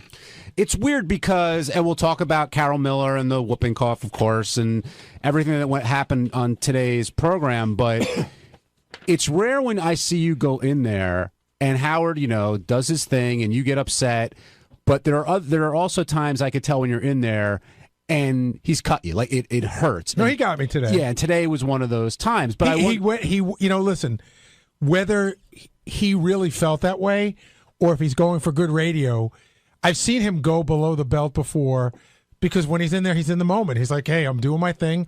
And if he sees he's getting under my skin, it's not like him to pull back because that's not good for the show. What do you feel was below the belt? Saying that I must hate him. It's a vicious thing to say. In other words, if somebody makes a mistake, his immediate reaction is, you have to hate me to do that. Like it was a personal vendetta. But if you think about it, you've been with the show for so long, you've gotten so close with Howard. Deep down, do you really believe that part of him thinks that? Sometimes you do. I don't think that he thinks that. I think he thinks that at that moment. And at that point, what do you do? Nothing. I was sort of arguing a little bit, and then I got to a point where, which I haven't been at a long time, where it's literally you're on the ropes and Ali is punching you, and your job is just to sit there and take the punches. Yeah, you're covering up. Yeah, you cover up. I really didn't respond much. There's not much to say. There's no point in arguing. You could apologize a million times and it won't get you anywhere. So you just take the punches. A lot of the guys were saying that you're pissed at them because, you know the way it works. When you're in there, everybody helps out a little bit. Do you think anybody did something that they shouldn't have done in this situation? I would just say that writing jokes about me is part of it. And everybody seemed to have, in hindsight, they knew what to do. I don't understand what you mean. In other words, after it was explained by Howard, everyone's like, oh, yeah, Gary should have known. But nobody knew that in advance. Nobody else said we shouldn't let her in, or nobody else had that idea till Howard had that idea. Well, Ronnie said he gave you a warning of some kind? He goes, she's sick. And I said, I know. All right, so she's sick. You said her voice sounds a little... But again, she told me, I'm not sick. I'm getting over my throat is, my voice is bad, but I'm not sick anymore. Now, why did you feel empowered to make that call, or do you feel like that's Howard's call, you're not going to do that? I did not feel empowered to make that call. Howard and I have had some conversations over the last, maybe a little bit less than 2 months, about how he wants me to take more of a role. And I can be very honest. He said, I want you to take over more things, and I think you think like me a lot, and some mistakes might be made, but I'm willing to live with those. I want you to start handling more stuff. So this definitely falls into that category. Now, he's right. I probably should have made that decision. It's been 28 years and 10 months of I make the final decision. You don't do anything without me. So it's that's what I was alluding to, and I was saying it's sort of hard to change the way things have been for a long time. I've never, in the history of the show, for any reason that I can think of, turned a guest away. And I could have made that decision. I could have turned her away, and he could have been, gee, you know what, man? Did you insult her? Maybe you didn't do the right thing. I don't know, man. I don't like leaving a guest with a bad taste in their mouth. It could go a different way. It's obvious now that he saw it, but it might not have been obvious. Do you regret not doing that at this point? Or do you still think you made the right call? I regret it because I think that the interview wasn't good for the audience, and I regret it because it ruined Howard's day on that front and on the front of how he feels. He's I wouldn't say he's a hypochondriac, but I would say that he's hyper. I've seen him blame a cold on a person that was near him when you can't really connect the two. Oh, I know. I remember that. And And then it becomes more than just I got a cold from, let's just, because Steve is standing in front of me. Let's say it becomes more than I got a cold from Steve Brandano. Steve Brandano ruined my fucking weekend. I couldn't go out because of Steve Brandano. That motherfucker walked in here with a fucking cold, and look what he fucking did to me. Today's his 4th wedding anniversary with Beth. If he coughs tonight, are you going to be getting a phone call, you think? I won't get a call. He'll just save it all up for Monday. There will be no call. Later, he would not talk to me about it off the air unless he might say, listen, I know I gave you a hard time today, but really you should have done that. We could have a conversation. But he would never call me to say, you motherfucker, I'm sick. Later in the show, Jason went in to read something about whooping cough, and you said, I'm making a decision. I don't want Jason to say that. But Jason ended up saying it because Howard wanted him to. Right. So do you think that's sort of a symptom of what you're dealing with Howard? Sure. Or did he think you were just making that call to make the bit better and you really did want to hear what Jason had to say? I was actually making that call. I thought people had told him enough. People had already scared the shit out of him enough. Piling on wasn't going to make him feel any better. And there's almost like a sadistic, masochistic streak in him. Like he wants to hear more of it. He wants to hear more of it. Tell me how sick I'm going to get. And I wanted to try to stop that. Jay in Phoenix, you're on the wrap-up show. Hey, thanks for taking my call, guys. Hey, Gary, I just wanted to build you up a little bit, man, because I know it was a tough spot for you to be in today, because Howard said he could kill an hour, but it would have been berating you. But since you touched on a lot of stuff that I wanted to ask you about, I just want to know how soon do you think that Howard is seriously going to think he has whooping cough like he had George Takei's foot disease? And is there anything for you guys you're giving away that I might be able to get from you today? So I'll start backwards. I have nothing to give away, unfortunately. And I think he already thinks he's got the potential to have it. All right, thank you. Let's go over to Mark in New York. Mark, you're on the wrap-up show. Hey, guys, love the show. I was trying to get through to Howard today directly because, I don't know, I think he's being a little unfair. And I've been listening to the show a long time, and I've heard the tons and tons and tons of flack that Gary's gotten over the years. So when he's saying he's trying to empower you, Gary, I kind of feel it's hard to believe because half of the shows he's kind of tearing you down. So I can understand when it's time to make a big decision where you might be paralyzed to a degree because you probably feel the weight of all the second guessing that might occur after, if you make, in their opinion, the wrong decision. So I'm wondering, like, when a decision like this comes down, are you thinking of all the aftermath that might happen should you make the wrong move and sometimes get paralyzed by that? I'll be very upfront. It never came down to me deciding to make a decision. I mean, I saw her there. I told her she didn't sound that good. I probably, in my mind, I probably thought it was worse. But I'm trying to make him feel better about it. But I said, she doesn't have her voice here. But Jason, why were you just laughing uncontrollably? Oh, because it's so fun. Listen, it's so weird for me as a fan. I was loving everything that happened today with you and Howard. As a friend to you, I felt bad. But it is so funny for Howard to claim that he was doing this to help, having this argument on air to help you. Listen, Howard only cares, as far as I know, about two things in that moment. A, whether or not he has whooping cough, and B, making good radio. And he made great radio. Right. But I can't imagine that anybody who might hire you would have heard that and said, oh, well, now I want to hire Gary. Because if anything that hurt you didn't help you in terms of finding a future job, or more likely it was a push, which I'm sure. So do you agree that earlier in the week when he said that he was telling me how bad my Nerdist show is, that was out of love? Or does that fall in the same category? Yeah, that totally falls into the category of Howard making great radio. Right. Now, part of him might mean it inside and say, hey, listen, I'm giving Gary constructive criticism because he was, but if his feelings for you came before his feelings for making great radio, then that conversation would have been off the air. Do you feel like, well, I know he's sending you a mixed message when it comes to empowering you, but now he really does want to put you in charge, like officially in charge and be the guy of a lot of things, yet do you feel like you're getting a mixed message? Well, he sent me a very not mixed message off the air. We had this conversation, and he was very clear. I want you to do more. I want you to be more in charge about stuff like that. But yeah, if you say you can't make listen, he said to me, you think like me most of the time, you're going to make a mistake, and I'm not going to give you a hard time about it. But then I'm escalated in front of the audience, the office, and the interns. So I guess I don't get room for a mistake. Will, did you feel like Gary was pissed at everybody in the back when he came out of there? I mean, I just thought he was pissed off in general. I don't know. Yeah. It seemed like it was directed at everybody, but it could just be he was just angry at Howard, angry at the situation. I was angry at the whole situation. I was a little bit angry at the office, and I say this, I'll be very upfront. No one in particular. I really can't point. I was angry at the entire office for their group effort of putting up all those notes, in the sense that I do get, like, if they want to put up jokes, go with the jokes. You know, the ape jokes, the Gary sucks jokes, all those. But these were sort of like, you know, Howard took a premise and they wrote it. But that's what we do, so I can't get that mad. I mean, I can't hold a grudge, but I could be mad about it at the moment. Sure you can, but just know you didn't get any special treatment one way or the other.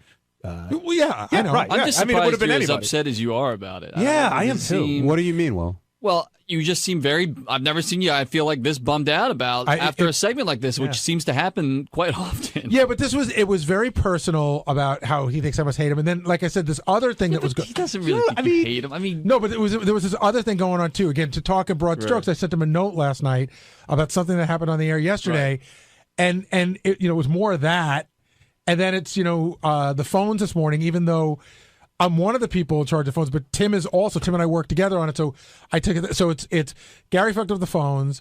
Gary sent me a note last night. Gary gave me whooping cough. Gary's show sucks. It gets to be a lot. Curtis in Nebraska, you're on the wrap-up show. Hello? Hey, Curtis.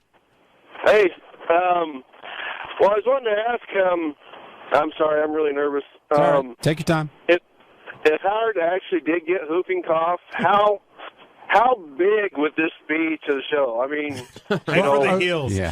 This is what I would say. That was one of the other reasons I got bummed out today, because I started to think about that. If Howard got it, I don't think our relationship would ever be the same. If Howard got sick at all, he would no. But if he got it, and he were out for a period of time, he would absolutely blame me for it. And I don't think he'd ever deal with me again the same way. I think if he gets a runny nose, you may be in for that, Gary. I mean, you know the way he gets about this stuff. No, but that I can deal with. If he gets whooping cough, say he really got it. And Beth dies. Say he really got it. What are we, fucking Little House on the Prairie? Say he really got it, right? I'm done. Yeah. I'm done. You are.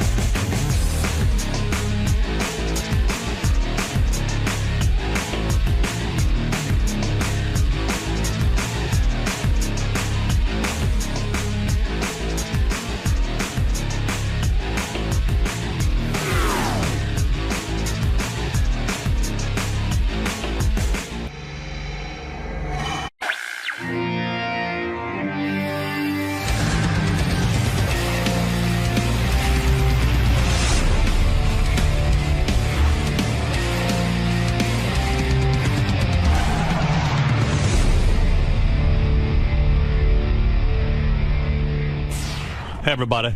Well, you know who has dropped by the show today? You know who's in the guest loft? The star of Chelsea Lately, Chelsea Handler, is here. Oh, you're kidding. No, I like her. We had a lot of fun the last time we met. This is the second time I'm with Chelsea. Hi. She's on the You look good. circuit again.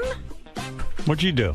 You're looking I got hot. a facelift. Yeah, nice. It's a good one. Did you really? I No. did. No, you didn't. No, I didn't, Robin. I Would tried you- to, but do I you didn't think have you enough will? time off. Do you think when you're older you will get a facelift, or will you age and let your face age? Or I will don't you... think I'm a facelift kind of girl. I don't either. I do all this stuff for my skin, so like I keep it kind of really fresh by doing like profractionals and stuff. I don't think I could get a facelift. That's kind of not in my character. Do you think all the stuff you do for your face really works, or are you just kidding yourself? No, I it works. Because Beth does all of that stuff too, and she's like convinced it works. But I think either you have good skin or you don't, and it's... Well, no, but you can help your skin. Like, it takes away sun damage and all that stuff. So at the end of the summer, I do it, and your face comes in, like, really clean and clear. It works. Some of it works. Some of it's bullshit. It's like trying to get rid of cellulite. That doesn't right. work. Yeah, and nothing gets rid of cellulite. No. But unless you got to start when you're young, and you got to exercise and play And sports. not eat a fucking cake when That's you get right. home at night. I know. I've been starving myself to fit into my clothes lately, and I got to tell you, I mean, yesterday I went to an Italian restaurant and didn't order pasta, and I was like, this is ridiculous. I'm a guy. I should be able to order a big bowl of spaghetti. But you're not. You're more like a woman. I am. I'm so feminine. You are. Even my physique is the feminine. way that you think about your body and talk about your body is very feminine. Yeah, like I'm trying to get supermodel thin. Like I look at Mick Jagger and go, wow, he's got a great physique. What a great body. Yeah. You know what shocked me about you that I was really kind of surprised when you were on you were talking to Rosie O'Donnell. No, it wasn't Rosie O'Donnell. Where did you were crying on TV? Rosie. On Rosie. She made me cry. But in the crying, you were talking about the death of your mother and stuff, which is understandable why you'd cry about that.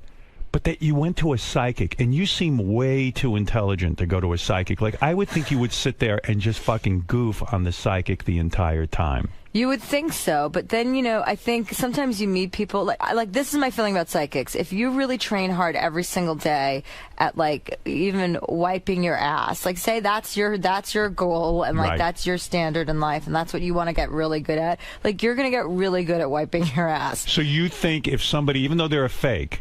Well, no, because I think if somebody has the Intuit and studies it for a long period of time, some of them are completely full of it. But I think with like 50% of it is true and 50% of, I mean, every psychic I've ever been to has said the same exact thing to me about overall, like about my career, like, oh, you're going to have this big job and you're going to be, you know, well known.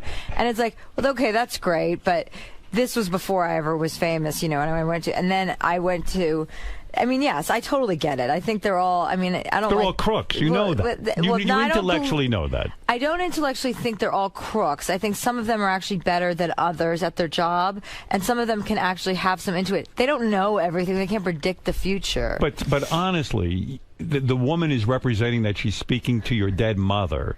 And that's absurd. But I don't know what my dead mother's up to. I mean, maybe she is speaking to a psychic. That's more my mother's problem than the psychics, don't you think? Do you if that's what my mother is doing and spending her free time up in wherever she is. Do you believe in an afterlife?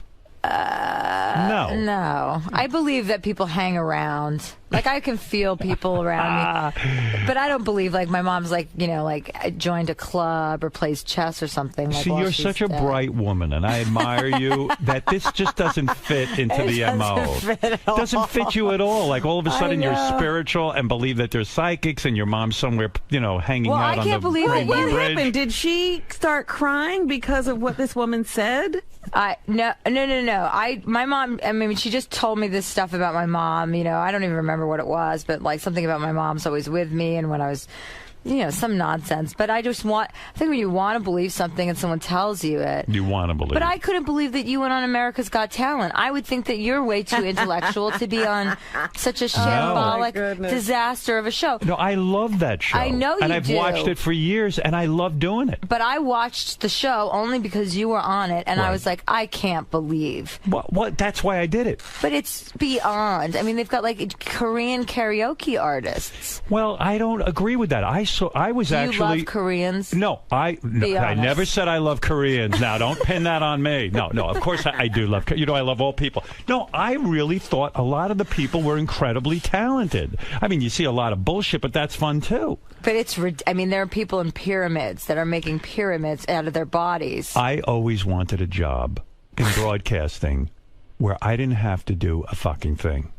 And that's the job. It is the best job in television. But don't you have to fly to L.A.? That's the worst of it. But you don't like that. I hate it. So do you fly privately or do you fly commercial? They provide a private jet for me. You can't fly commercial. Fuck no. They made it so easy for me. I mean, it's Are easy. you scared to fly? I hate it. Yeah, I'm you seem petrified. like you would be scared. I sit there and squeeze my wife's hand. Thank God she's so masculine compared to my feminine ways. You're really lucky that you found your wife, because she's like, what would you do without her? Oh, she's an angel. We're laying in bed last night, and we had gone. This is how much of a woman I am. We had gone for manicures, and I tell the girl, She's do like not, his. Yeah, He's I like go- her best girlfriend. I go, don't just push back. Don't cut my cuticles. Well, this one cut my cuticle, and it's been hurting me. So I say to my wife, I go, oh. It's like the fifth time I said it. My cuticle hurts. She goes, stop it already. She goes, for God's sakes, I fell in the tub today. I haven't mentioned it once. Oh. She goes, You complained. Your cuticle does not hurt you that much. You'll get over it. You sound ridiculous. And she snaps me out of it. Yeah, you need that, right? Because I'm used to complaining to my mother and telling her every minute. And did your mom react well? Oh, she gets, listen, you did too much. I told you, those manicures, they first of all, they don't wash the equipment, and it's awful. I'm surprised that you had to go out to get a manicure. Why don't you just have someone come to your house? I don't want that. My favorite thing is to go to the nail salon and hear the Yentas talking. Yeah. I love it. Yeah, I kind of like going to. And then you could get a massage sometimes. I don't want that. I just want my nails cut. I'm in and out in 5 minutes. That'd be too much. Yeah. That would be too much. Too much interaction. I can't cut my nails. It would be like a poltergeist. Yes, and I like it too because my nails, they don't, they're nice now. I like it. I used to have disgusting fingernails, and now they're nice. So get back to you and the psychics for a second, because it doesn't make any sense. It's like when your dog dies and people tell you the dog is on the rainbow Okay, bridge. let me tell you a story then real quick. This will make you... Okay, so James Von Prague, who's another psychic or medium, whatever. Fucking horseshit artist. Yeah, okay. Go ahead. He's on my show, okay? Right. He's on my show. Right. And he was sitting across from me. This is the first time I've ever met him. And he said to me, we're talking about his whatever shtick. And he says to me in the middle, he goes, okay, your mother's standing right behind you. And I said, okay. And he goes, and she's going like this. Pulling on her nose. My nose. Right. And my mom did that throughout my entire childhood. Would go like this. She would go, you have a shiksa nose. You're not a Jewish girl. You have a shiksa nose. Because I always had this little nose. And no one, my sisters wouldn't even have known that. Come on. Because it was like an intimate thing that my mom would do. Like in the morning, she'd go, wake up, Chelsea. You must have mentioned that somewhere. Never told anyone. Because when he said it to me, I immediately was like, oh my God. That no one, my father wouldn't even know that. Can I tell you about psychics? Like my mother once went to one. That's pretty specific, Howard. No. Now, are you going to... I'm going to tell you what the problem is. I'd have to study the tape. Okay. Because, first of all, there are people who do research for him. He's going on a famous woman show. You find, who knows where you mentioned this. Somewhere you mentioned it. Or maybe not even that. There are certain tells. There are certain things you give up. My mother said to me, I'm going to a psychic. And I said, don't. She taped it. I said, don't say a word. She goes, I didn't say a word. You wouldn't believe what he told me. I played back the tape. And all she did was babble. Yeah, she told him everything. That's the mistake you make. But there are good ones and bad ones. So you can't Houdini say overall. proved You can't say overall that they're all full of shit. I don't tell you believe why. that. Houdini, when he said to his wife before he died, I'm going to give you a word. If I die and there's a way to reach over, go to every clairvoyant. And if they know the word, you'll know I'm communicating with you. Okay. Not one of them got the word. What was the word? The word was Howard Stern, believe it or not. That's really weird. I don't know what the word was. What a coincidence. I forget. I read the book, but I don't know the word. Now. Well, she could be lying. Do you think you are destined? Yes, she could be. Do you think you are destined to be alone the rest of your life? Because you are very successful. I've been thinking about you a lot. You're an attractive woman, there's no doubt. You got a great bod. You're a good-looking woman. But there's something with you, whether it's your wit or whatever it is, men find threatening. You could be right. I know it. You could be right. I've definitely pondered the possibility that there's just no man that could handle me, and that I function better when I'm not with a man. I have thought about that. When I function better when I'm out of a relationship, I'm much more focused at work and with my career. I'm able to be really productive. Because you become obsessed with your relationship, and then you kind of are focused on that guy. It becomes distracting. Yeah, I wouldn't say obsessed, but yeah, I can go in that direction. But I get very distracted. It's hard for me to focus. I'm a very good multitasker, but I mean, I think it's a matter of finding the right person. Do you fall very hard? Do you fall in love? Depends. Usually I just, I don't put up with a lot of shit from anyone. So the minute I sense any bullshit, I'm out. And you call that person out on it? Yeah, I'm done. I don't want to put up with any of this nonsense. Like if someone lies to me, I don't have any tolerance for that. If I could handle a relationship with you. I'm not a great relationship person. I'll admit it. I'm not someone that's easy to be with. I demand a lot, but I deliver a lot. I think I bring a lot to the table.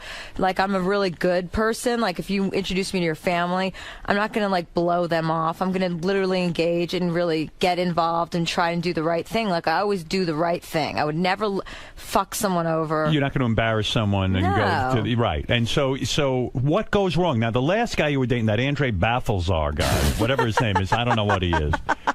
What does he do? Who is he?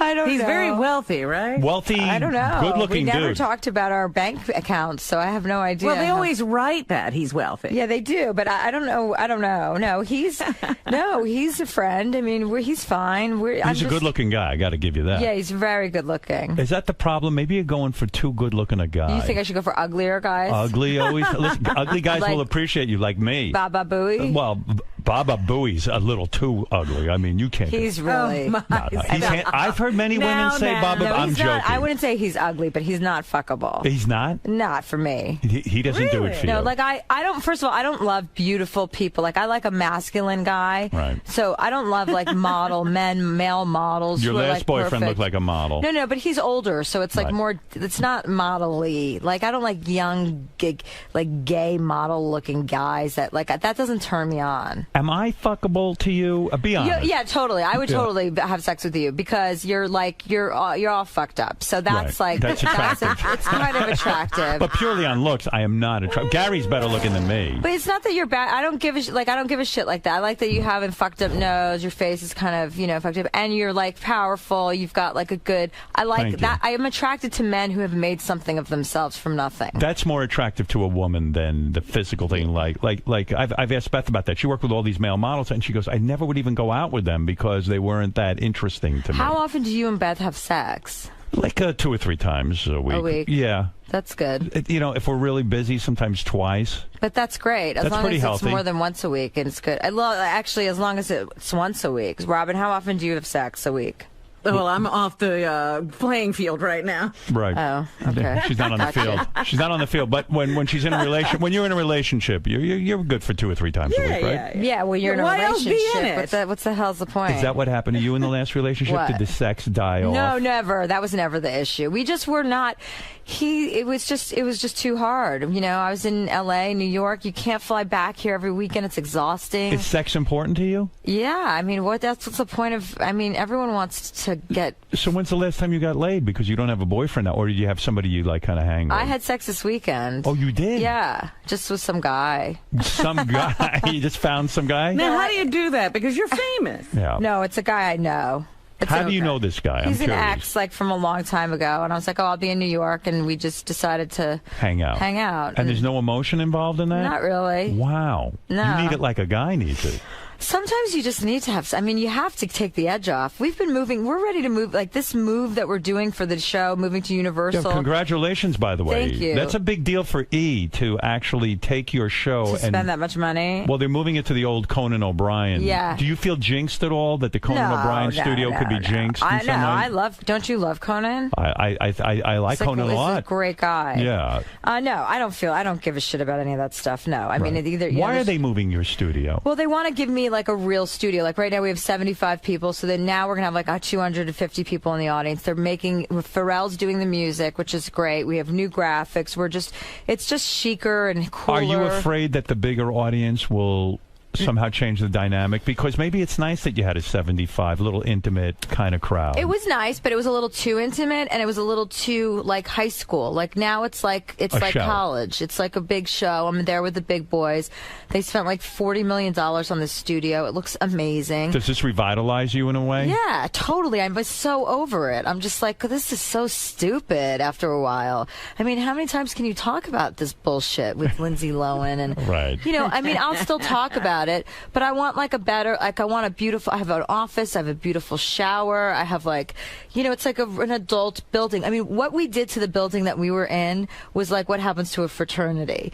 We plundered that. I mean, there's like urine in places. Feces. I mean, we were stapling pictures to walls. I mean, everybody was it was so. So now it feels grown up. So, well, we haven't moved. We're in the transition. That's why I'm here this week and doing stuff. And then, yeah, so it feels like a grown-up Will you job. shower at work? Will you use the shower at work? I'm not a huge shower fan. I'll be honest You're with a you. bath person, aren't No, you? no, that's you mean you for just don't homosexuals. bathe? What do you do? I take showers because of the necessity, but the hair I Do feel you go days without a shower? I have. And do you get so stinky? And do you like the smell? No, I don't really. I haven't ever felt smelly until like the last couple of years. I'm 37 now, so I think it's starting to catch up. So I've definitely been like, oh, like I need to take a shower. Like Me this too. isn't gonna fly. I used to go a day or two without a shower Me sometimes, too. and nothing would really smell. But now the balls in that area. Well, ooh. I can't smell my balls, but but like what I'll do is this is what I'll do to trick myself because it's psychologically the shower to me it's the hair, like the wet hair, because you don't feel clean unless you wash your hair. That's really. But why do you? But why do you think you're not into showering that much? Girls Because it's annoying. It's just like you have no time. I don't for want it. to shampoo and condition the soap and the shaving the legs. You're such it's a just guy. so annoying. I Yeah. mean, but I do shower now just out of respect for other people that are going to be around me. Yeah. And what I'll do is I'll take a shower before I work out, so at least so I don't have to that in my head. Like, okay, I'm working out. That's already annoying enough. Have you ever gone to the gym and there's someone there who actually smells like they're on the treadmill and you can smell them because they're I never working get out? close to people at the gym. It wafts across the room because they No. don't shower before the gym. Well, what I do is I shower before the gym and then I don't shower after I work out. What? Yeah. What? Because I feel like psychologically, my hair's clean and I'm clean and I don't really have like BO. But do you ever put your finger like between your ass and your vagina and then smell it? Well, no. Why would I mean, how bored would I have to be to get up to that? You have the time for that? Who has the time But to you don't like stick their finger in their taint? I think you like your own body smells. No, I'm not that into myself. No? No, I'm into like getting shit done. You masturbate? No, never. Really? Never. We just had this Oh, that's conversation at crazy. work. I'm like, I don't want to masturbate. I want to have sex with someone else, and then I want to have an orgasm. I don't want to. But what if you don't have sex for like a month? I don't masturbate. I mean, I don't. And there's two girls Did in you the used to? office that. Oh yeah, when I was Right. like 8 or 9, I went off on myself. Wow. Like on the monkey bars. You never get a vibrator and No, I did. I did for a period of time, like when I was 21, 22. When I had a lot of time on my hands when I waited tables, Yeah. I would just like sit in bed and just go off on myself. But now So it's now you like everything I don't you have do. time to masturbate. Like if I go home and I have an hour to kill, Yeah. I take a Xanax and just go to sleep. I'm like, I might as well get the sleep I need. I don't want to like just like sit around and like diddle myself. And I'm that to me fascinated. sounds so depressing because once you climax, though? yeah, what you're just like get it done, and then you don't have to go with these random guys who you kind of go Well, no, with. but I don't mind. I mean, I only go with people. I wouldn't like just sleep with like a homeless person. I mean, But this unless guy they you were fucked this really weekend. nice. I mean, like, were you like in the back of your mind going, "Hey, maybe we'll get back together"? No. Or nothing. No. You call him up and say, "Hey, let's just hang out." Yeah, I said I'm coming to the city. Are you seeing anyone? He's like, no. I go, perfect. Let's do this. And he's like, yeah. And then he comes to your hotel? We went away for the weekend. Where'd you go? Upstate. Like apple picking and stuff? Yeah, we went to go pick apples. Oh my God! Bananas, apples. You What went else can upstate you like to pick? like a little hotel, like a little bed and breakfast. No, yeah, basically. And how many times did you fuck this guy? Like 3 times? Probably, yeah. Maybe more? It was just a night, so it was like 3 times. 3 times in one night? Well, like a night and a day. Wow. Yeah. You're like a vampire. You devour people. No, it was great. It was perfect. It was just what I needed. I bet you're a lot of fun. I am. And how's your body look naked? My body's in. Well, I had this You look surgery. good in those stretch pants. Thank you. They're jeans. Well, I guess they are stretch pants. And my body's pretty. It's good. It's decent. I find you an You attractive got woman. something about surgery. What's the surgery? I had ACL. I tore my ACL in Switzerland skiing. So my my one leg atrophied completely for like 3 months, and it was so gross. I couldn't even look at myself naked. So that was No. also part of the reason of not wanting. So now that I'm back together and being able to exercise, I feel much better about my body. And when you were with this guy upstate, like, do you bring like a trousseau? Do you bring like outfits to put on for him and stuff? Nothing like I that. don't have time for that. I'm very, very basic and conservative. Like, I'm not into any weird shit, and I don't. Not that that's weird, but like 50 Shades of Grey, like that S&M. I'm like, I find that to be like that is It's a lot of such work. boredom to me. Did you read 50 Shades of I Grey? tried to, And it was boring. No, and that's when I decided to write my own book called 50 Shades of Chartreuse. Right. That's the name of the new book coming 50 out. Shades of Chartreuse. This time it's personal. What is that? Like your 7th book you're going to write? Fifth. They sell a lot, these books. Yeah, well, you make a lot of money. I like to be productive. I like to make money. Right, because... I'll be honest. I just like to... My parents were such losers that they were such losers that I was like, I can't ever behave this way. I'm like, do you guys even have a fucking savings account? Like, what's the game? I was 4 years old, and they wouldn't even take me to nursery school because they were just, like, tired and sleeping. I'm like... Were they hippies? That would be too chic of a word for them. I mean, right. they They weren't even cool enough to be hippies. I was like, you guys need to get up and take me to nursery school right now. My education is very important. And my dad was like, it's just too cold outside. Nursery school doesn't even matter. And I'm like, well, then I'm going to walk there. And he goes, well, good, go ahead. And I walked myself to nursery school to you know what? To get there and take a nap on a cot. I got there and like, it's nap time. I'm like, oh, this is such a fucking crock of shit. Isn't it amazing? Trying to get an education and you guys want me to take a nap on a cot. Isn't that amazing? Isn't that amazing that your parents, like, you could have gone the slacker route being raised by them, but you went the opposite. But I was a disaster when I was in high school. Because you were confused. Well, yeah, I did acid all the time and come into the limelight. I was just like such a mess. And then I got my shit together because I was like, I'm not ever going to live a life like this. I don't ever want to worry about opening up a refrigerator in a hotel room and having any person tell me not to have a Coke because it's $4.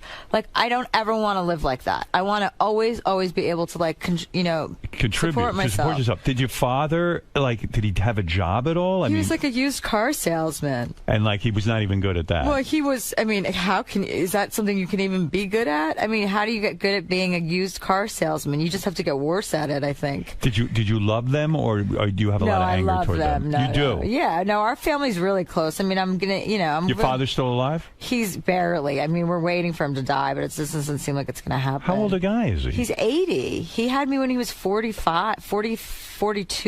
Oh. He's really old, but he will not die. Right. And he's just like... Do you want him to die at this point? Well, I think it's better for him to be dead because he's not having a good time. Does he have Alzheimer's? No, but he can barely walk. He's miserable. He's in an assisted living facility. What does he do all day? Just harasses women, sexually harasses women. That goes on a lot in these old age homes. No, they won't let a man. And then if he has a man with him, he just calls. He's like, "Get away from me, faggot."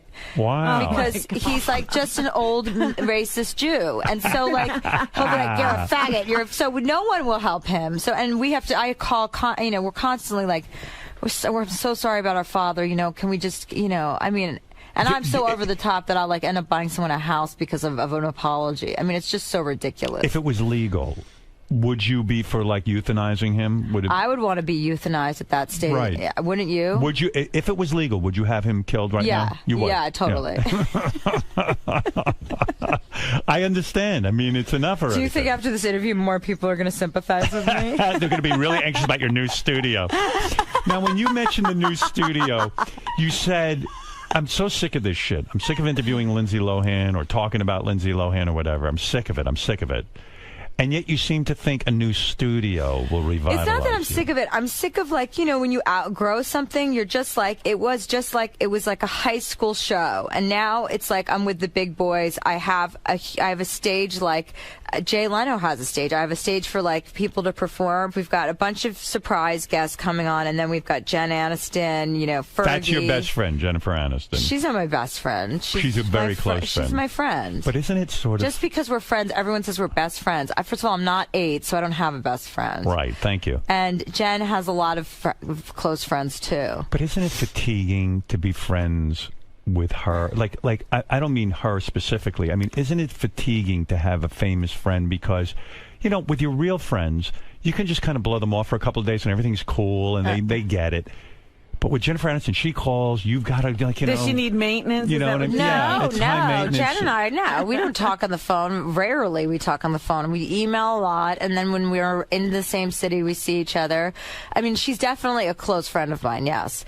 And she got mad at you when you like I thought this was kind of interesting. Like, you attacked Angelina Jolie for being a homewrecker.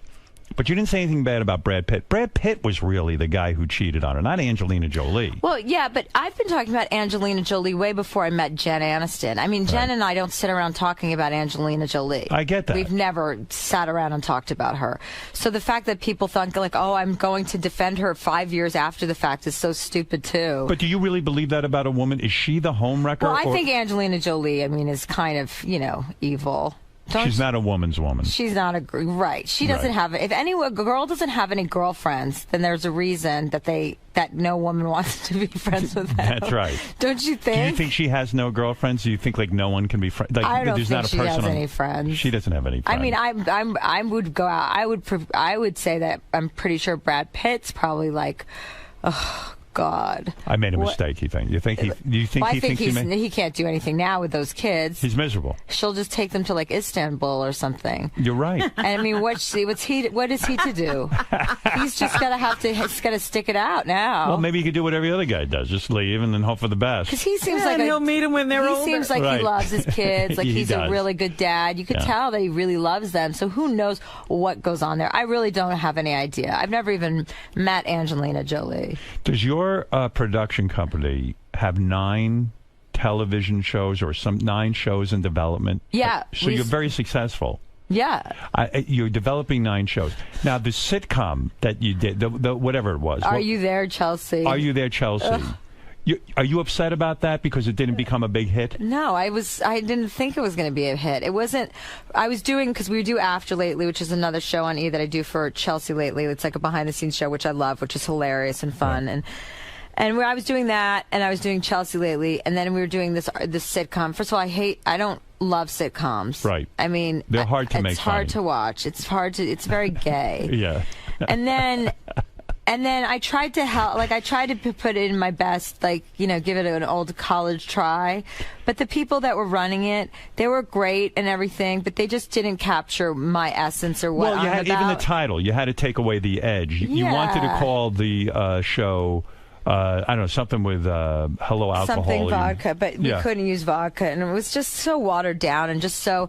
And I didn't even. I was like, this. But you know what I didn't get? Why didn't you play Chelsea? Because how am I physically capable? I have to do a show every single day. No, but I'm saying, so why have a show about Chelsea and you in it? But you're not Chelsea. Because I could only had time to be in like 4 episodes. Like I physically could not be there all week. But I'm saying they should have shifted the concept around and called her something else. Like Tracy. Tracy, and you be Chelsea. You're Chelsea.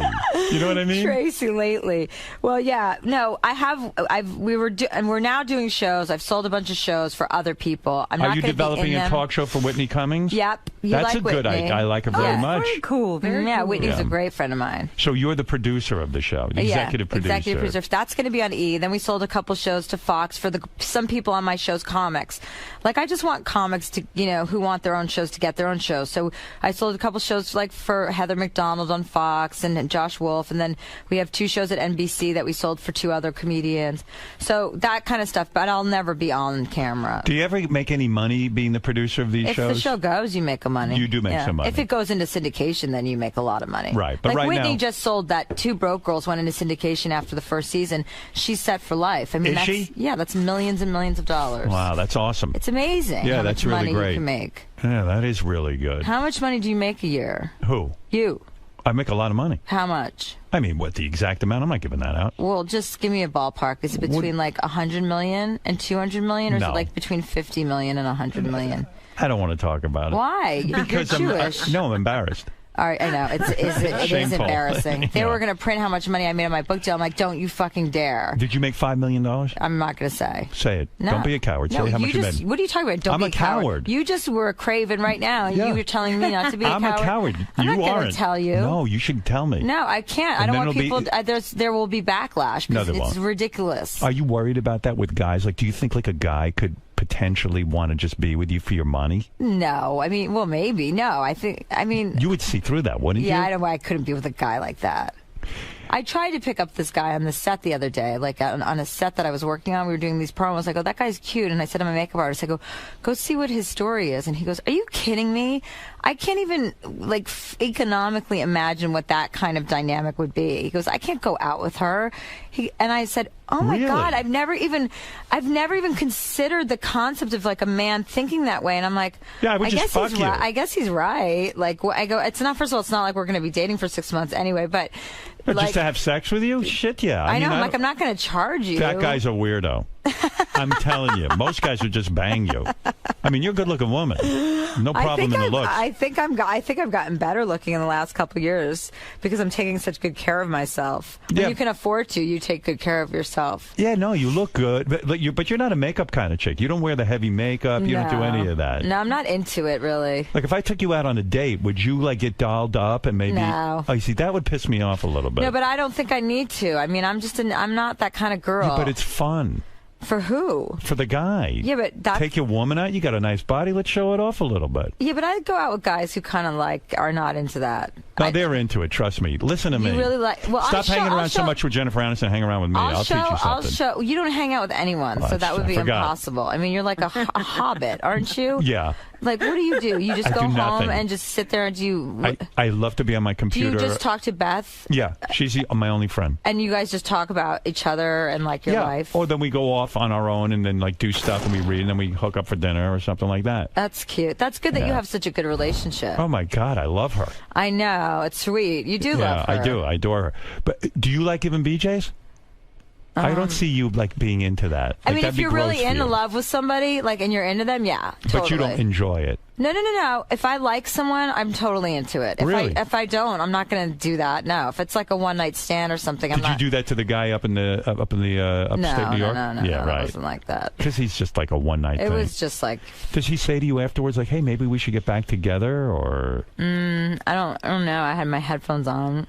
What do you mean you had your headphones on? Just the whole time I had headphones on. You didn't play music? Yeah, I just listened to music. Who pays for the weekend? Do me while I listen to music. Because you're wealthy. How does that all work? This guy's taking you up to get laid. We stayed at a friend's house, so there was like no money really involved. I see. He hit a friend's house that we went up to. It was like very private. I didn't want to be out and about, in not like, I get trailed by paparazzi or anything. I just wanted to go up and just have a chilled weekend. Isn't that a weird weekend that you went to a friend's house in upstate New York and like you're there as a couple, but you're there really just to bang? And then what is this other couple doing while you guys are banging? No one was there. We just used their house. Yeah, it was a friend's house. Even the chefs and people were out. Everyone was remembered. Yeah, well, everyone who's upstate has nice homes. No kidding. And they just said, hey, go use it. Does the guy use a rubber? No, that's a no if you had to think about it. Why are you fucking crazy? Well, no, because I know him pretty well, and I'm not going to get pregnant. How do you know that? Well, I mean, I could get pregnant, I guess, potentially, but he never got me pregnant before. So. Wait a second. Does he come inside of you? No. He pulls out? No, yes. Are you on the pill? Is that what you're saying? No, I'm not on the pill. No, it's the worst thing for you. No, I would never do that. So I don't know why. This is an ex-boyfriend of mine that I've known for a long time. He's very honest with me. I trust him. But We've both been tested. I'm not worried about that. Okay, but here's what I'm not. Okay, forget the idea of AIDS or herpes or whatever. I'm just saying. This guy's entering you. You have no birth control, and he's coming inside of you. No, he's not. He's not coming inside. But he could. I mean, he could drip a little. No, well, whatever. Then I'll have to get an abortion. And that doesn't bother you? No, I wouldn't. Yes, that would bother me. But I mean, I doubt that's going to happen. I've done this a million times. What do you think is with you? You don't think you're capable of getting pregnant? No, I've been pregnant. Oh, you have? When I was younger, yeah. So he pulls out, and then he comes all over you. You are so stupid. What? I'm not going to sit here and talk to you about coming on someone. Yes, you are. No, I'm not. That is so stupid. Because it's ridiculous. What are you teaching the women of America today? I'm not teaching anyone anything. Anyone who's looking for me to teach for guidance Robin, is am I crazy? Why is everyone having sex without rubbers? and carrying on like this, and everyone. Why are you so upset about it? Because everyone makes fun of me because I wear a rubber. With your wife? Of course, I don't want to get pregnant. Well, we don't want to have kids. You get a vasectomy? Oh, please! I don't want to do that, and I don't want her to be on the pill because I don't think it's good for you. So you wear a condom with Beth? Of course. And why is that weird? That's weird. That's weirder than me having unprotected sex with a stranger. No, it is not. Yes, it is. I think and then what what do you're you doing do is with weird. the rubber when you're done? Flush it down the toilet. And do you put it in a little knot? No, I just flush it down. You just take it out. What kind of? First of all, let's talk about what kind of rubbers you're using. Trojan man. And so if you don't have a condom, you will not have sex. I've had sex without a condom with her once or a couple of times. How can you like the feeling of having sex? It doesn't bother me at all. In fact, it slows me down a little. I'm a premature ejaculator. I come fast. How fast? I last about 2 or 3 minutes. That's it. Oh, wow. That must be great for Beth. It's horrible for Sounds her. like a huge victory. Oh, it's awful for Beth. Poor Beth. Poor Beth. Yeah. Oh, please. I'm no prize. I can't imagine what she must have to listen to. I mean, you're so in your... I'm so now, does she annoying. fly with you to California? Sometimes, yeah. She probably likes the break a little bit. Like, I would have done your show, but I'm not getting on a plane. I know. I wanted you to do my show. I know. I would have. I knew. I figured you were going to be like, I can't fly. But if I go to California sometime, I would do it. Yeah, you have to come on. Yeah, but I mean, I just hate that flying. No, I know what you mean. Flying privately, though, I mean, how can you complain about that? That's not hard. Same accidents happen whether you're private or commercial. They fall out of the sky. They fall out of the sky. See, I have no fear. Like, if I could choose how to die, I would choose to die in a plane crash. That would be awful. Because I would be laughing the entire time, and then I'd be like, "This is perfect. I've left my mark. It's time." Well, you're a lot braver than I am. I'm pretty but fearless. the problem I don't is give a shit getting about maimed or anything. something. Do you want to have children? No.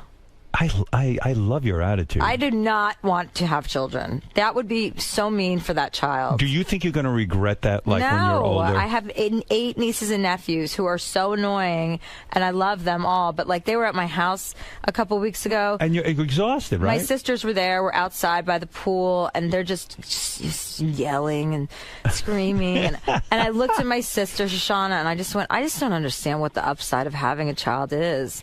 And like, all their kids are sitting right there. My sister Simone was just like, Chelsea, you are so terrible. She goes, you were so funny. She goes, you don't have to have a child. You're a great aunt, and that's all that matters. And my sister Shauna said, well, sometimes Russell wakes up and looks at me and he's like, Mommy, you're so beautiful. And I go, that's not enough. Right. You need a lot more. I mean, what's up with your daughters? Are they like into you? But you know what? When I was younger, that was the time to be a father. And it was a very positive experience and all that. But now I'm an older guy. Like, if Beth turns to me and says she wants to have kids, I just don't have the energy for it. But what if she said to you, I need to have a baby? Would you're not going to divorce her. I couldn't divorce her, but I can't go. I couldn't have a kid. I'm 58. I'm over the hill. Well, you don't look 58 at all. No one thinks you're 58. Yeah, well, I know. But you don't act like you're 58, so don't worry about that. Who gives a shit about that? But look at you. You're talking about how old your dad is. Yeah, right. Well, yeah, but and Howard would be 80. that way for his 18-year-old. That's right. That's true. Yeah, I mean, how many good years do I have? No, I get. But now with your daughters, I mean, not to pry, but I'm just curious in general about your daughters.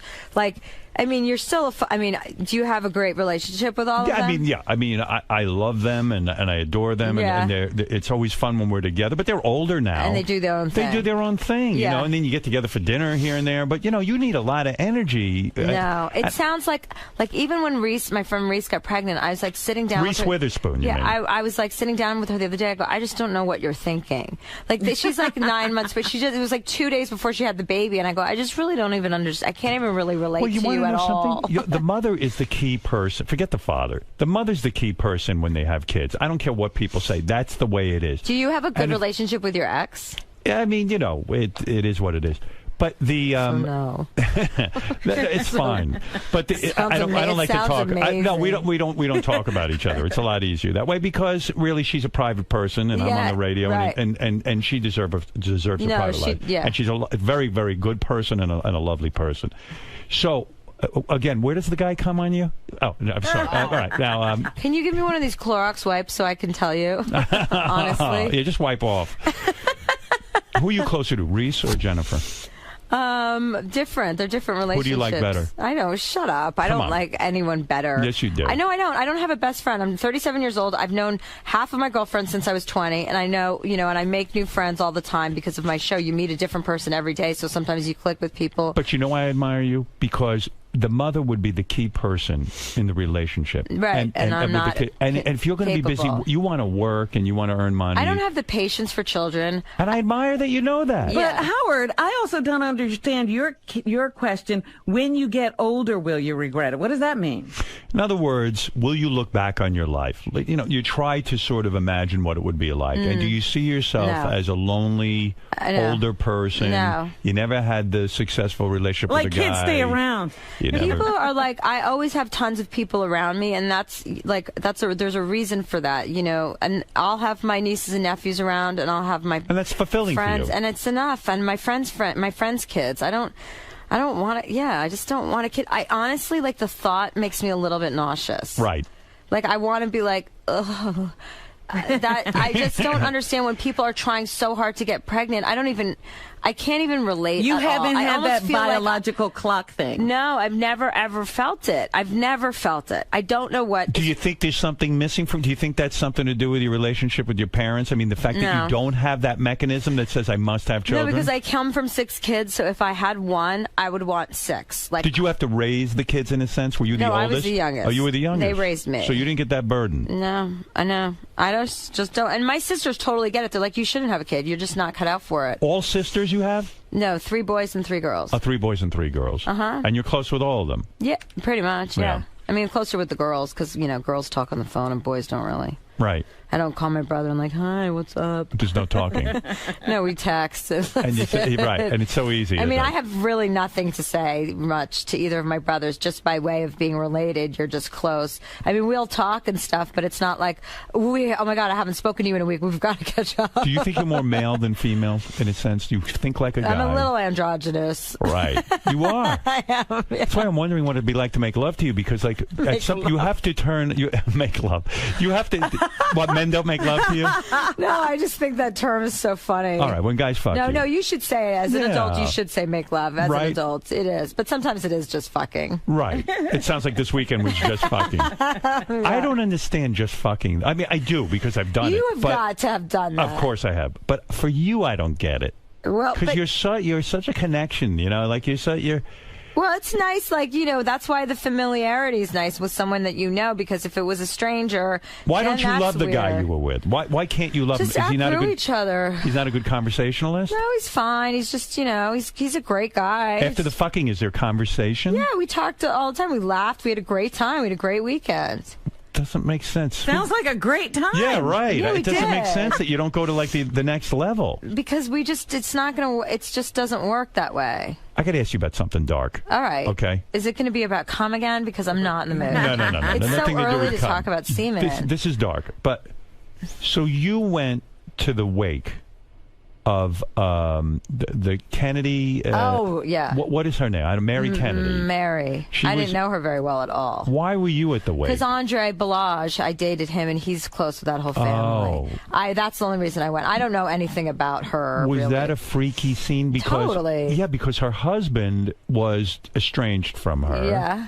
And maybe they were implying Plus that the way she died. she committed suicide. Yeah, and then the kids are there, and it had to be the freakiest thing It was in the world. really freaky. It was hard. First of all, it's hard to go to any funeral because it's just so depressing and sad and Right. I went to like this gospel funeral and everyone was dancing and singing and I was like, oh, I'm like, this is kind of cool. Like, because, in Judaism, you go there, you sit shiva, everyone's just eating roast It's very beef. depressing. And fucking Well, that rye religion, bread. that And you're religion like, is the most. That is the most depressing. I mean, religion. no one even dances in Judaism. It's just like, I went to this gospel funeral and like everyone was just like singing and dancing and like, hallelujahing. And I'm like, this is how you should celebrate somebody's life, by celebrating their life, not sitting there, moaning about them dying. Were so people any excited funeral, you showed up at the wake? Oh, I doubt it. I mean, why you're would a celebrity and you're well known, and people are, wow, hey, Chelsea you think Handler's they here. just got out of themselves and said, wow. You don't think everyone was excited? Well, it was a lot of Kennedys there, which was exciting. I think there were other celebrities there. So was it fun in any way to see the celebrities and talk with them? It wasn't fun. It was terrible. It was a terrible day. It was awful. It was depressing. What do you wear to something like that? Black. There's no fun because I would black underwear and a black dress. Can I and tell you black how shallow I am? Because like when I hear a celebrity funeral, like I went to I didn't know Ed Bradley interviewed me for 60 Minutes. I didn't know him that well, but I was so excited to go to see all the people from Really? 60. Oh, it was a But you're like antisocial. I don't understand. But why I you like to watch. I like to see what other people interact. So then, but why wouldn't you go to Oscar parties or Golden Globe parties and I've stuff? done that. I went to a Grammy party, Oh, a you couple of did? them. Yeah, when I got single, I went to Grammy parties. And did you I had a hook up? limousine, and I loaded it up with famous people all traveling around with me. It was very exciting. Did you hook up with anyone at these parties? That night? Like any celebrities ever? Oh, have I been? That's Have I had sexy. sex with that celebrities? That look on your face that you just did, biting your lip, was sexy. I learned that from Bill Clinton. Do you? Yeah, he's kind of sexy. I had a dream about him the other night. It was very like a sexual dream. Flew him in the white? No, I did not. Where did he come on He you? just came all over my dress. He ruined your dress. You had a dream about Bill I Clinton? did. It was so weird. What did he do to you? I don't know. Hey, We were like on Chelsea. this island, and he was just like we were making out. It was so Oh. weird. I was like, Wow. what? But I have weird dreams. Like lately, I've been just having very strange dreams about the most random people. I don't know why. I've never even met Bill Clinton. Hey, baby. I know he's kind of sexy in a weird old way. But I had sex with celebrities. You did? Oh, yeah. Who? Some A-listers. Really? Oh, yeah. Who? I'm never saying. Okay, but why didn't you ever like make it? Why didn't that work out? I don't know. You know what? I didn't feel it was like everyone was really great and nice, and I liked meeting new people and going to bed with them and all of that. Right. But then I don't know. Nothing was ever just completely right, and then I met Beth, and I was like, "Oh my God, this is the greatest person," and the party was over. Oh, that's good. Yeah, that's good. It was probably better for me She before sounds something totally embarrassing. bored. happened. Oh, yeah, that's good. No, I think it's good. I mean, it's nice when you meet the right person. I admire everybody who's in a really healthy relationship. I think that's the best thing you could hope for, because if you have all of this success, what's the point if you don't have someone to share it with? I agree, and I'm proud of are myself. you looking for that, Chelsea? Yeah, I would love to find that. Yeah. If I was single, I'd give you that, but I can't. Well, that's upsetting to both of us, I think. Yeah, I mean, I think we could have had some fun. I mean, you see how emotional I'm getting right now. I mean, I definitely would have banged you. I mean, there's no question. Thank you. Yeah, I mean, I would have done you that. I mean, it would have been over in 3 With a seconds. condom. You would have done that? Yeah. We would've Oh, got- definitely with a condom. And then I mean, taking you the have condom- unprotected sex. And then taking the condom off just to release himself. Well, I'd pour it all over you. All over my stomach. Yeah, right. Such a, How such a exciting. beautiful morning conversation. So you would be insulted by me wearing a condom in a way, or you would just be like, no. oh, what's I with would this guy? I would always use a condom if I had sex with somebody I didn't know. Right. Absolutely. But I don't do that anymore. You know, it's like, and I don't want to it's get you not pregnant. worth it. It's not worth it to have sex with strangers now. It's like you don't know what anybody's Yeah, going but to say. even the or guy do. you were with this weekend, he's with girls in between you. I mean, I he's know not, that, but I mean, we had a conversation about it. We were both educated about it, so I'm not worried about that. I mean, obviously, I'm But going when straight you after meet this to get someone an AIDS new- test. But I think I'm excited. When you meet someone new and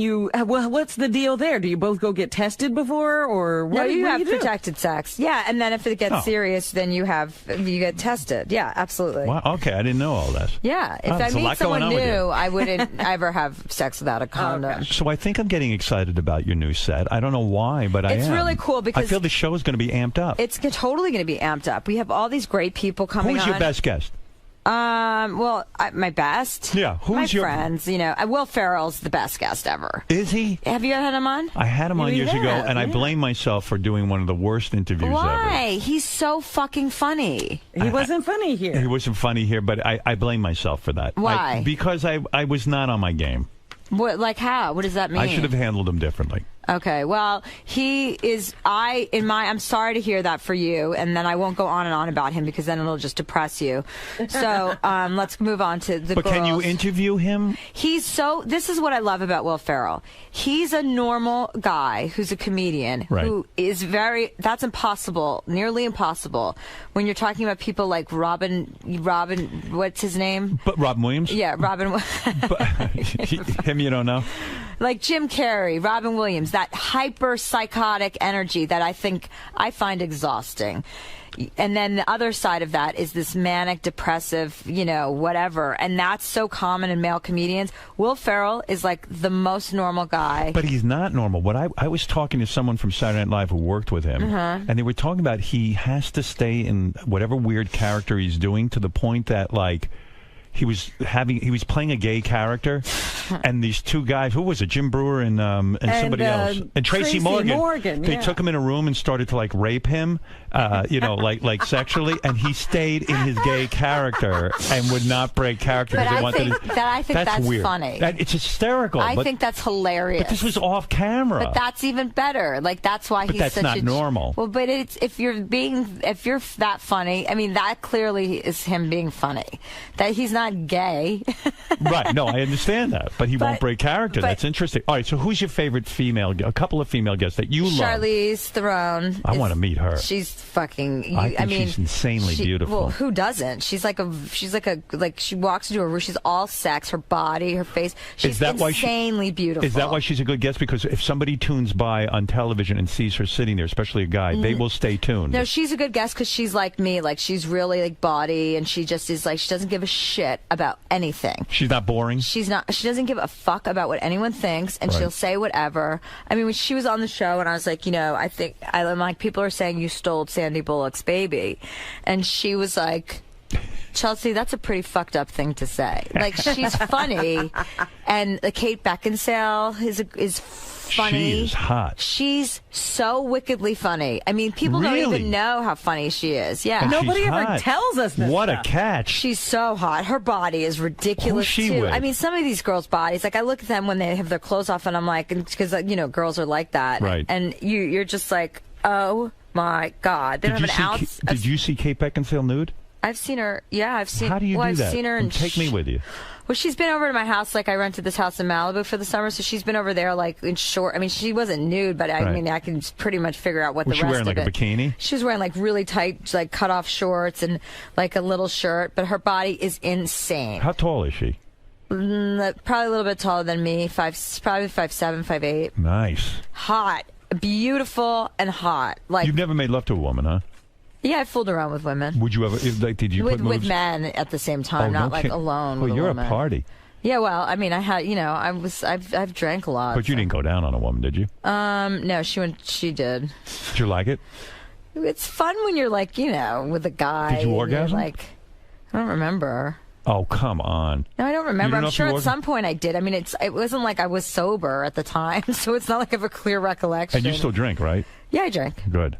I don't drink like I used to drink. I'd like to get you and Kate Beckinsale drinking and see what happens. She doesn't drink. Oh, she doesn't? No. Oh, that's not I think fun. she might just get a little like crazy if she drinks. If she came on to you, would you experiment with her? No, I don't like fooling around with friends ever. Like, I don't like that idea of like fucking around with your friends or like hooking up with your friends or swinging. It sounds like you've made friends with a lot of these celebrities. Well, you know what? Here's the thing, because people are like, people sometimes say like, when they do research on the show, because you know how he loves to do research. It's like, please, who cares?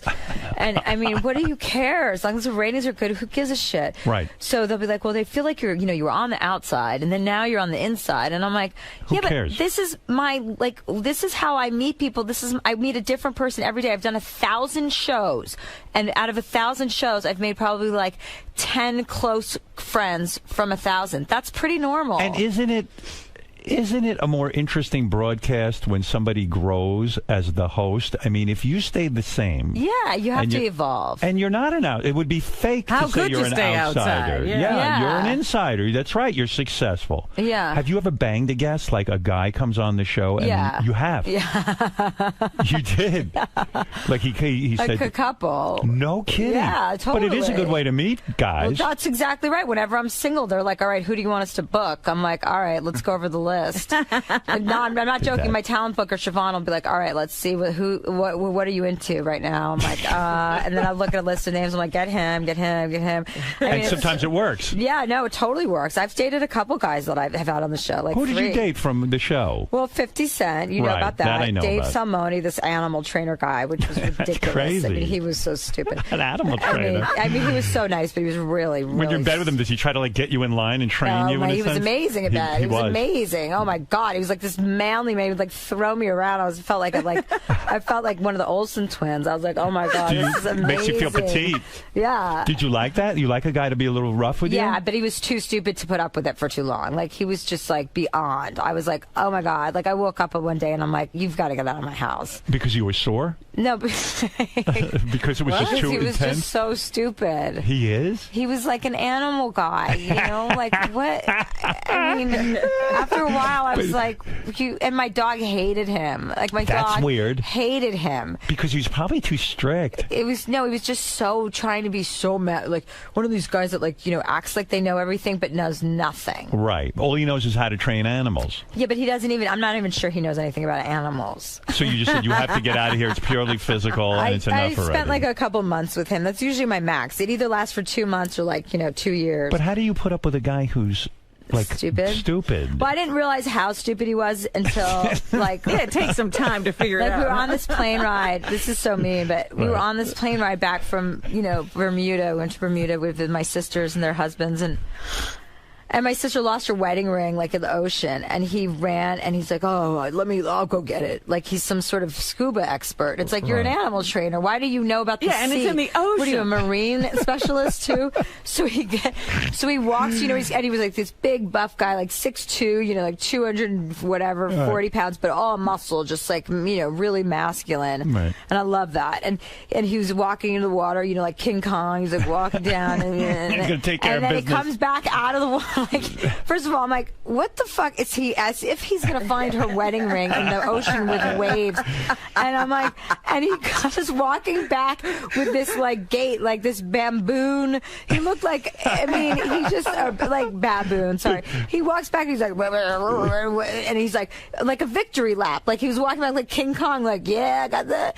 And we're like, oh my God, did you get the ring? He's like, nope.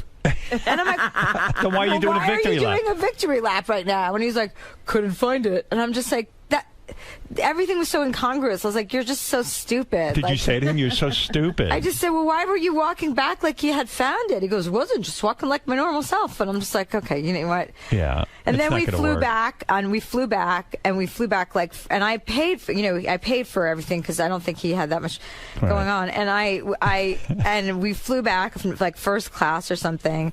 I sound like such a cunt right now, but yeah, but it was so generous of you. So yeah. he's like, God, I just want, I'm gonna get a piece of apple pie, and I'm like, well, when do they have fucking apple pie on a commercial flight? I wanted to say that, and I'm just like, okay, I didn't want to say, have you not ever what do you think, they just bake pies? Yeah, right. How are they gonna make that happen? On the fucking plane, there's a hot fudge sundae maybe, and some cheese and crackers.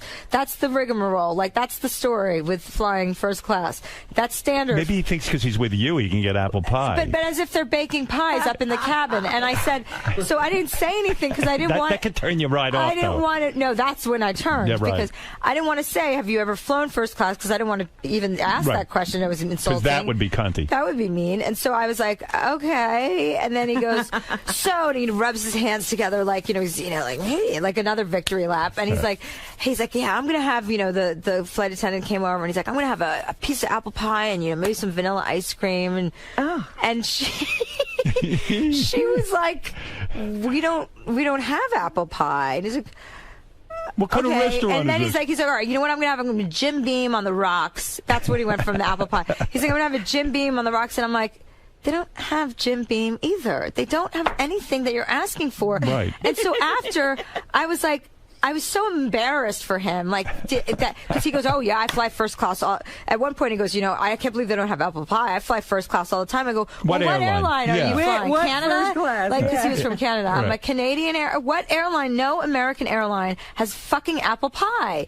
And stop pretending like you've had it before, because you haven't. I love that. So that was it. Oh, you're so hot. After that, I was like, this is embarrassing. I love that you confronted him. Do you break up with him right at the luggage when they bring it out, or Pretty do you? much. Yeah. He Oh came wow. back to fly with me to LA, and I was like, you should go home. Well, he is a good-looking dude. I was like, you should get back on that plane and see if they have any more apple pie.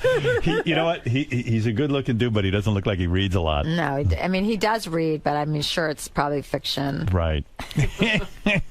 So you dated him, but okay. So a couple of months it lasted, and you overlooked. No, that was after Ted. You were your friend. Ted Harvard. Ted. Yeah. That was a nightmare. Who's your worst guest?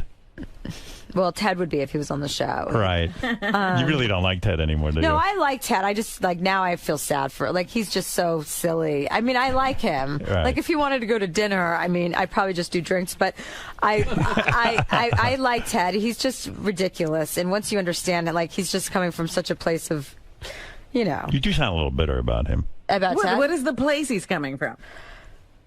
He's just like a little kid who never had his hand out, would interrupt everyone in school with the right answer. Very eager beaver, earnest. I want to be part of the cool kids. Yeah, I didn't get it when you were dating him. No one did. I didn't realize it until I after. didn't even know you. It was so funny after. You know what I mean? After I broke up with him, I said to my publicist Stephen Huvane, I was like, Ted, I have a question. Do people think it was weird that I was dating Ted? He goes, yes, Chelsea. Everybody thought it was fucking weird. And I was like, yeah. So who was the worst guest in the world that you had on your talk show? I don't have a great answer for that. You don't? No. Do some people just disappoint you because they have nothing to say? Some people are just really nervous. That's disappointing. Right. When people are nervous, it's very hard because you really have to over deliver to make it a comfortable interview. See, but you're such a real guest. Right now you're being a guest, but you're so real. You just, I know I'm being a cunt, but I'll tell you this anyway. That's a very, that's terrific. To me, that's why you're a home run guest. I mean, you're just sitting here and you're riffing and you're talking and it's like a real conversation. Yeah, and some people just don't know how. They're so I don't even mean insecure, they're just so worried about how they're going to come off. That's the reason why someone like Charlize is so amazing, because she doesn't give a shit. Did you watch a lot of talk shows growing up? Was that your thing? I don't, maybe Oprah and stuff. I guess that was on at 3. But not well, Johnny, you were probably too young. No, I never watched late night stuff. No. Yeah, right? No, I can't watch that. I would never watch my show. Right. If I wasn't me. I mean, I wouldn't. Because you wouldn't care. I wouldn't care. I don't care about any of that stuff. Yeah. I understand why people don't watch it. I mean, I watch. But it's weird that you went into it, even though. I didn't. Yeah, I don't even know what I'm doing. I don't even know how I got my job. It's so ridiculous. Because I don't give a shit about any of this gossip. If they canceled the show, but you do seem to be a person. Upset. I'd be upset if they canceled the show. But you do seem to care about gossip. You say that, but yet. Well, I mean, I find it entertaining, but I don't really care. I don't want to. There's certain. Do you know how there's certain stories that you find really juicy, and there's certain stories that you don't. Right. Certain stories, Lindsay Lohan does not. That's not juicy to me. I don't give a shit. I don't care about her. I was started the post this morning on the way over here, and I just turned the page. I couldn't even read it. I don't she was up to some. Me too. Right. She was up to some new shenanigans. She was in a hotel room, so a guy beat her up or something, or she's claiming a guy beat her up or something like that. So, but certain stories are juicy, like the Kristen Stewart and Robert Pattinson. I was like, oh, that's juicy. Yeah. That was kind of juicy. Now, weren't you freaked by that? This guy is a really good-looking guy. He's on top of the world. He's making tons of money. He's a movie star, Rob Pattinson. Uh-huh. And now he's going back to Kristen Stewart, who cheated on him. Can't he find another woman? What is so great about her? I think he's just totally in love with her, and I think she's What is he in love with? That vapid, fucking, no smiling face? Yeah, but they probably have some weird. You could tell that they have some weird, really strong connection, and they're 22. I mean, they probably think they're stupid. This is the end all be all. I mean, they're not going to stay together forever, but I knew they were going to get back together. But if he's 22, he's that good looking. He can have any woman on the planet. Because he doesn't. Who cares? Anyone can have anyone on the planet. Who gives a shit? I could go out and get a bunch of He's guys. 22. Go out and get banged. Yeah, but he doesn't want to do that. He has a connection with her. British people don't bang. Maybe they're not that sexual. I mean, she's no prize. I think she's pretty sexy. She's all right. I mean, whatever. They're all fucking. Who cares? They're both those guys had nothing but glowing things to say about how brilliant she is, how engaged she is, how funny have you seen her? she is. I'm just gonna take some here. Yeah, you know what I like about you know what I like about you? You just picked your nose and you don't even care. It was so great.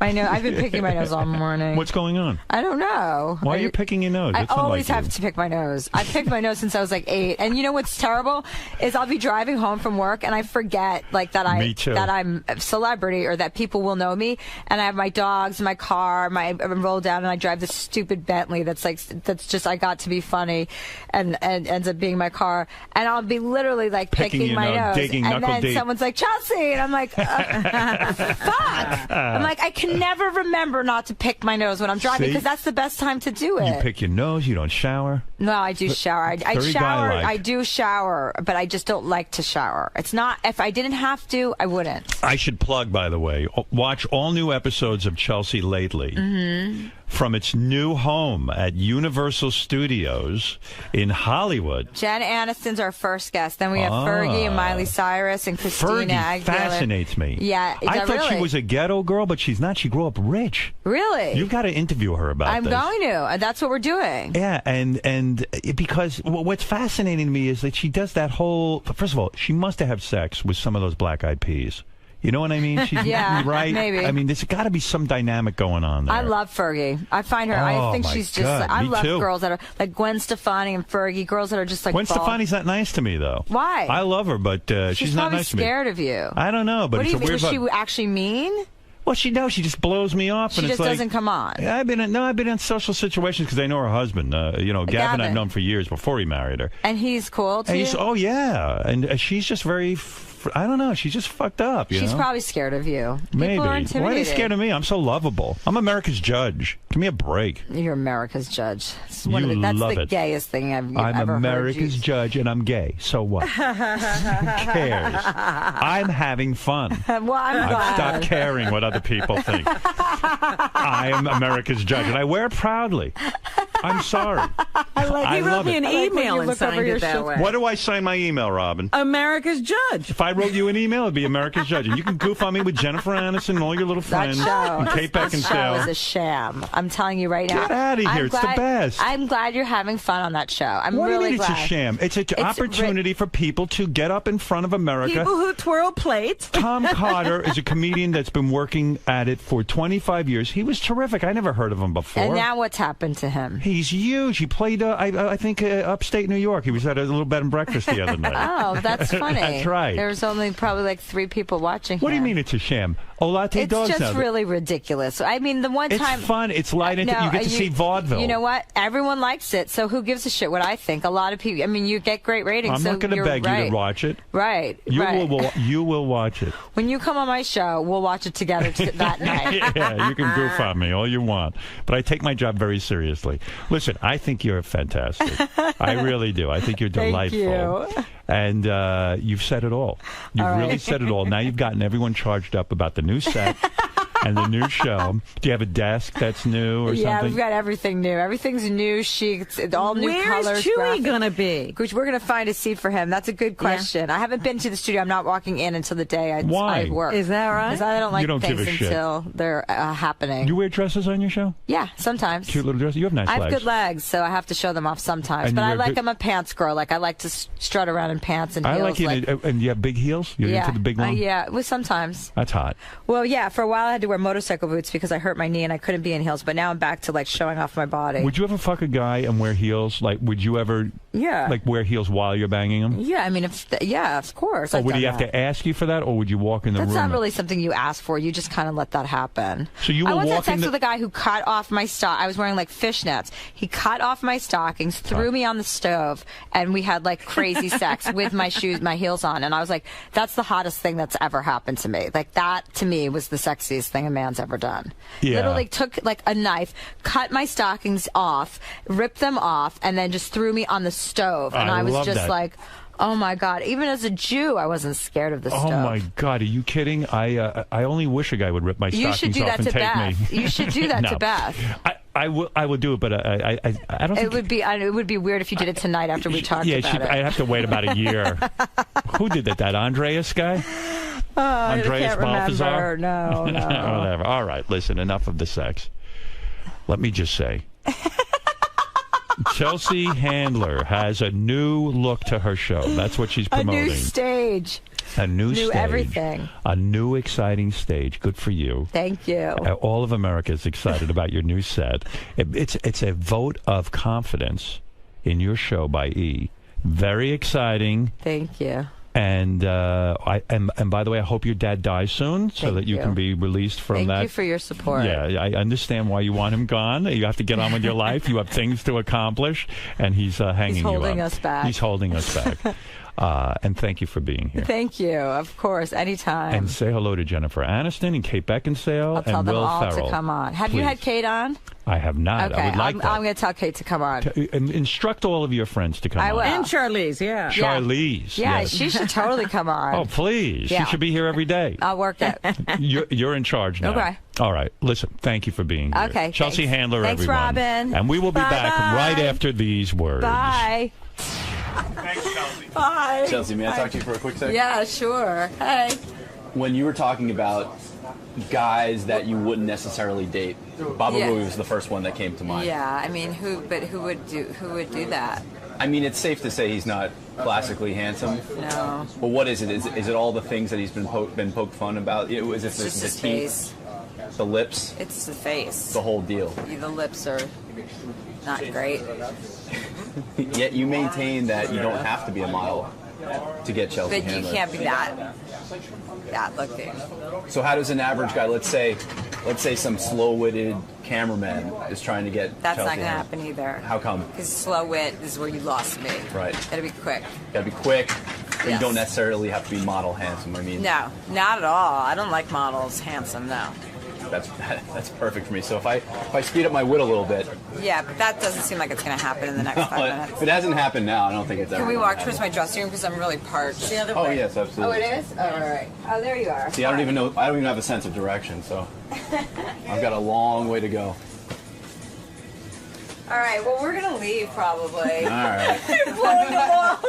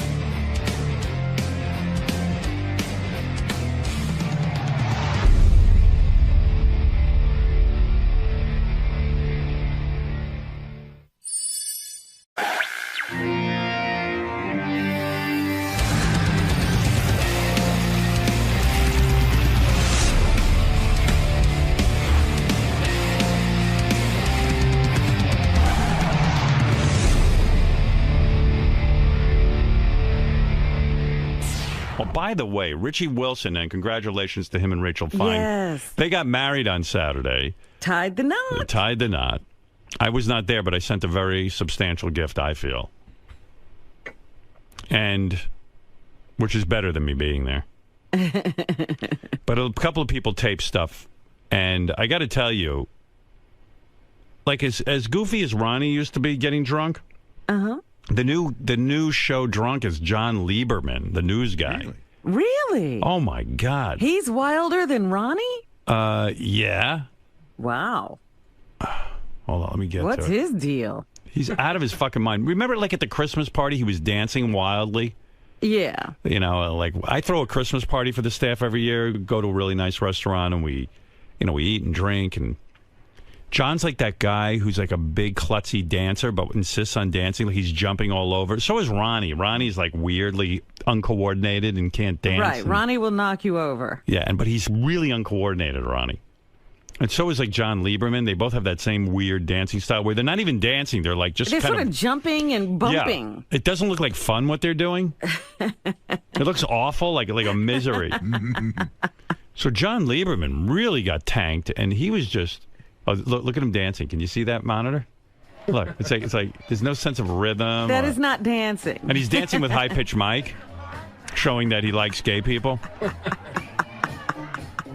I like gay people, but it's not necessary to dance. You're not going to another dance man. with a gay person? I actually danced with Mike at the Christmas party, so I Did can't- you? Yeah, but he happens to be a good dancer. He fits well into my shoulder. Really? Yeah. Does he Anyway, let you lead, or do you let him no, I lead. I'm the man in that relationship. We slow dance.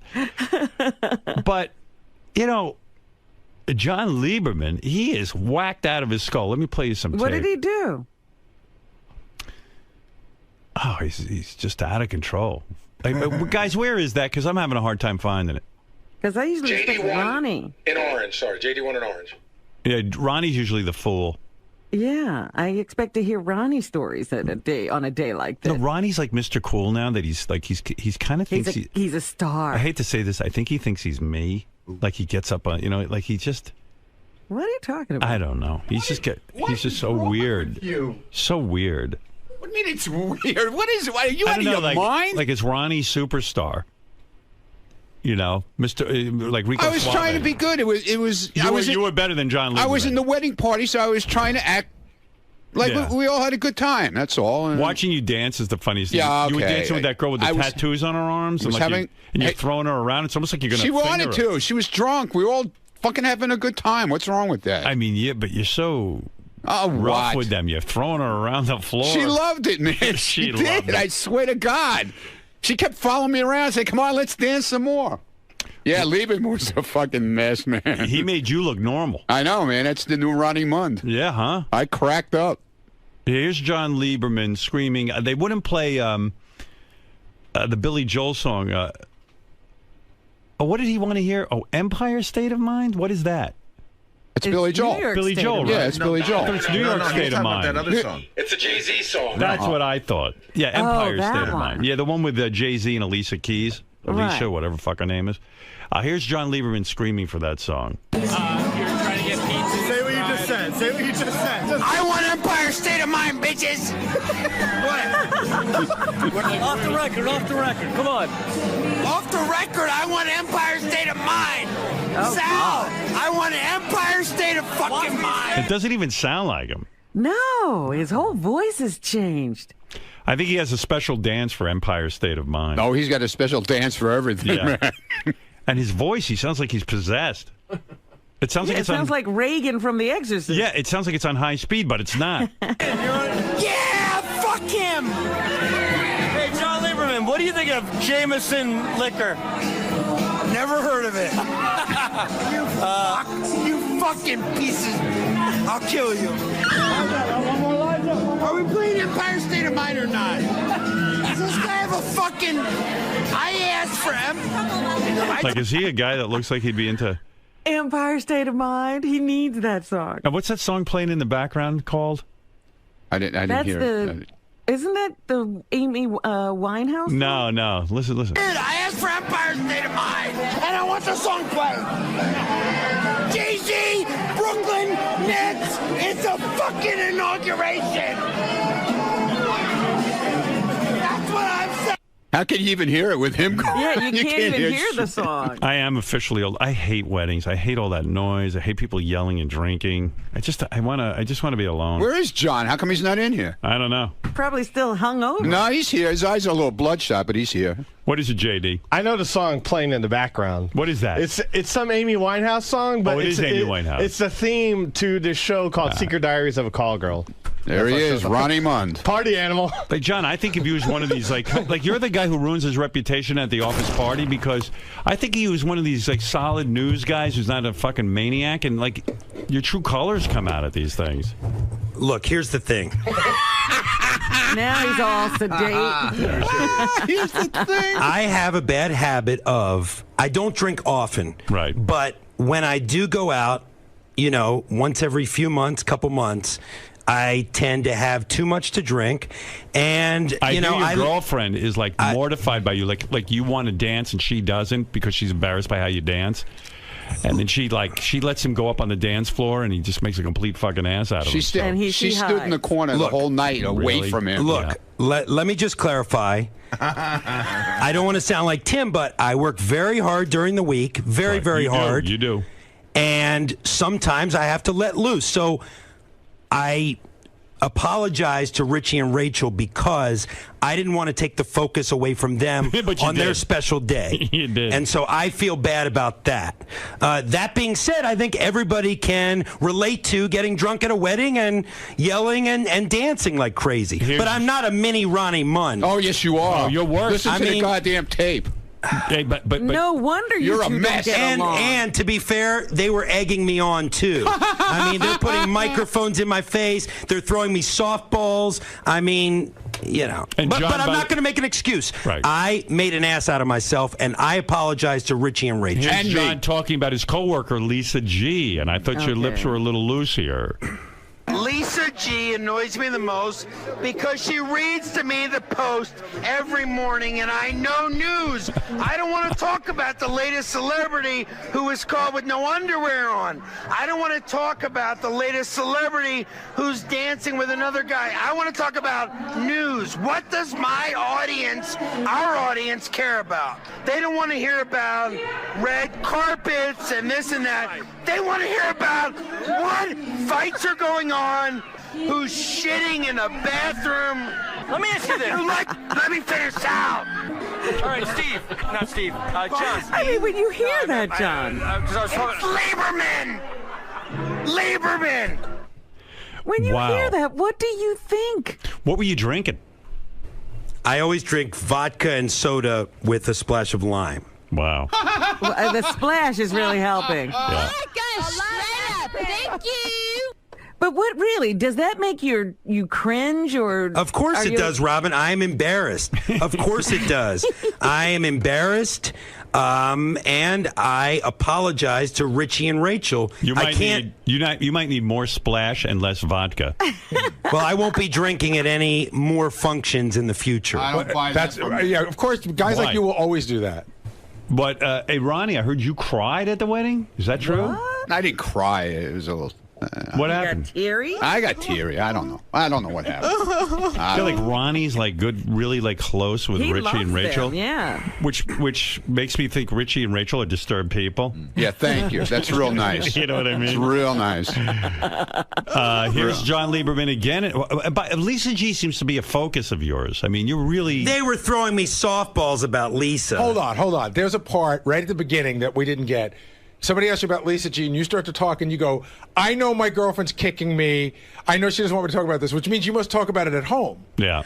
Look, here's what I talk about. I come in the morning, and Lisa knows this. It annoys the shit out of me when at 5:15 in the morning, I'm going through the newspapers that I go through online, getting my day ready at 5:15, and Lisa is flipping through the Post, asking me the most innocuous questions, like this morning, how much do men's loafers cost? I don't know how much men's loafers cost. I'm cares? trying to read in for the day. Yeah.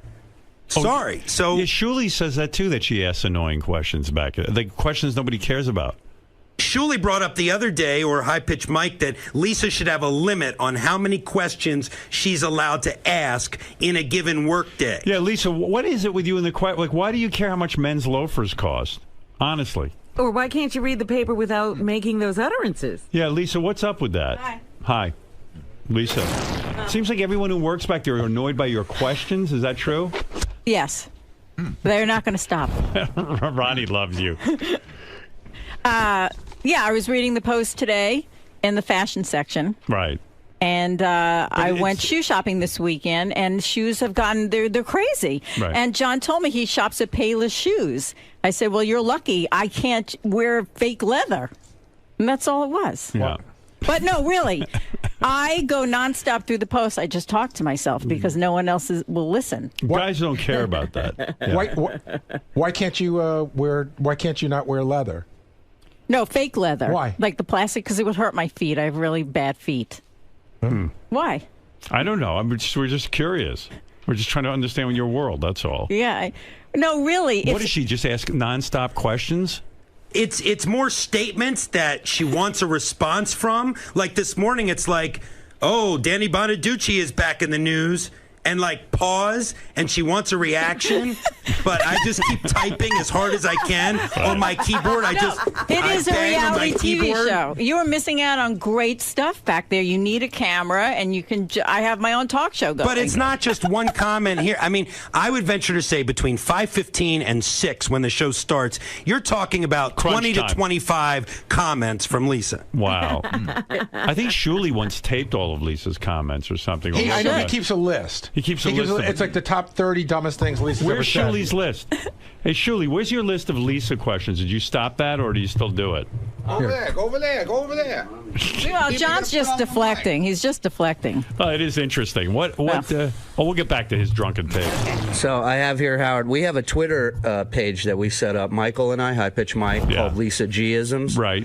By the way, were you at the wedding, Lisa? No. Mm-mm. Oh, you weren't invited either. Right, I wasn't invited. Yeah, certain people were not invited. Me, Will, who else? I heard Tim Sabian was running around the hall screaming, "Why am I not invited to the wedding?" He was like really shook by it. Yeah, he was upset, I heard. Yeah, screaming in the halls, "I'm not invited!" Oh, dear.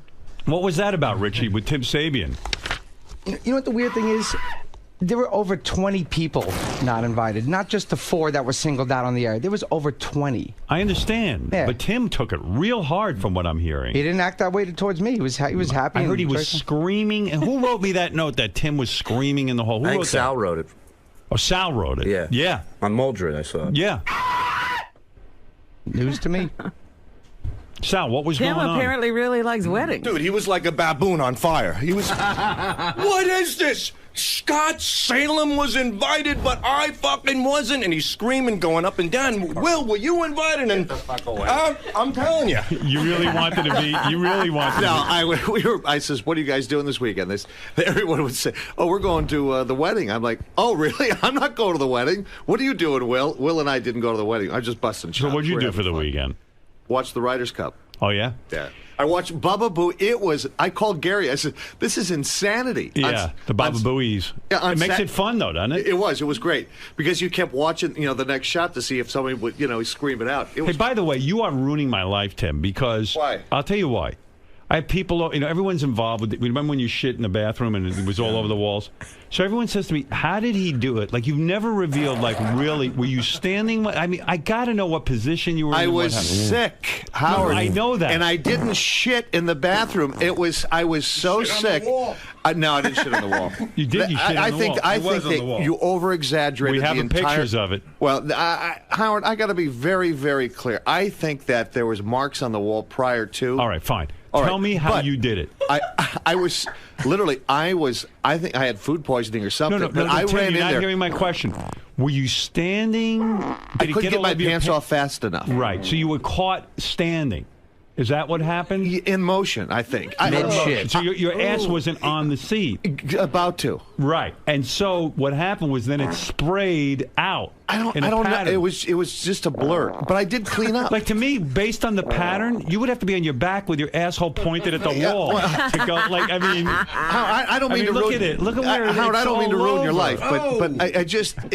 You're ruining my life. I'm so sorry. Just take me through it. How you did it. I am so sorry. I don't know. It was such a. I swear to God. Would you do me a favor? Just show me. Reenact what you did. I ran into the bathroom. Go ahead. And I couldn't get my pants off fast enough. Right. They were stuck like you couldn't get them down. And so you're standing. No, he was going to go. I don't But know. did the shit get all over your pants? No. Is that true? I swear to God, yeah. Otherwise, I would have went home and changed. How did it spray into the wall? I don't know. I'm telling you, I was never so violently ill in my life. No, I get that. Stop saying that. Right. I want to know the trajectory. Can we get back to the wedding?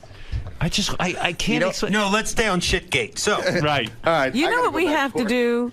We have to bring in one of those forensic people.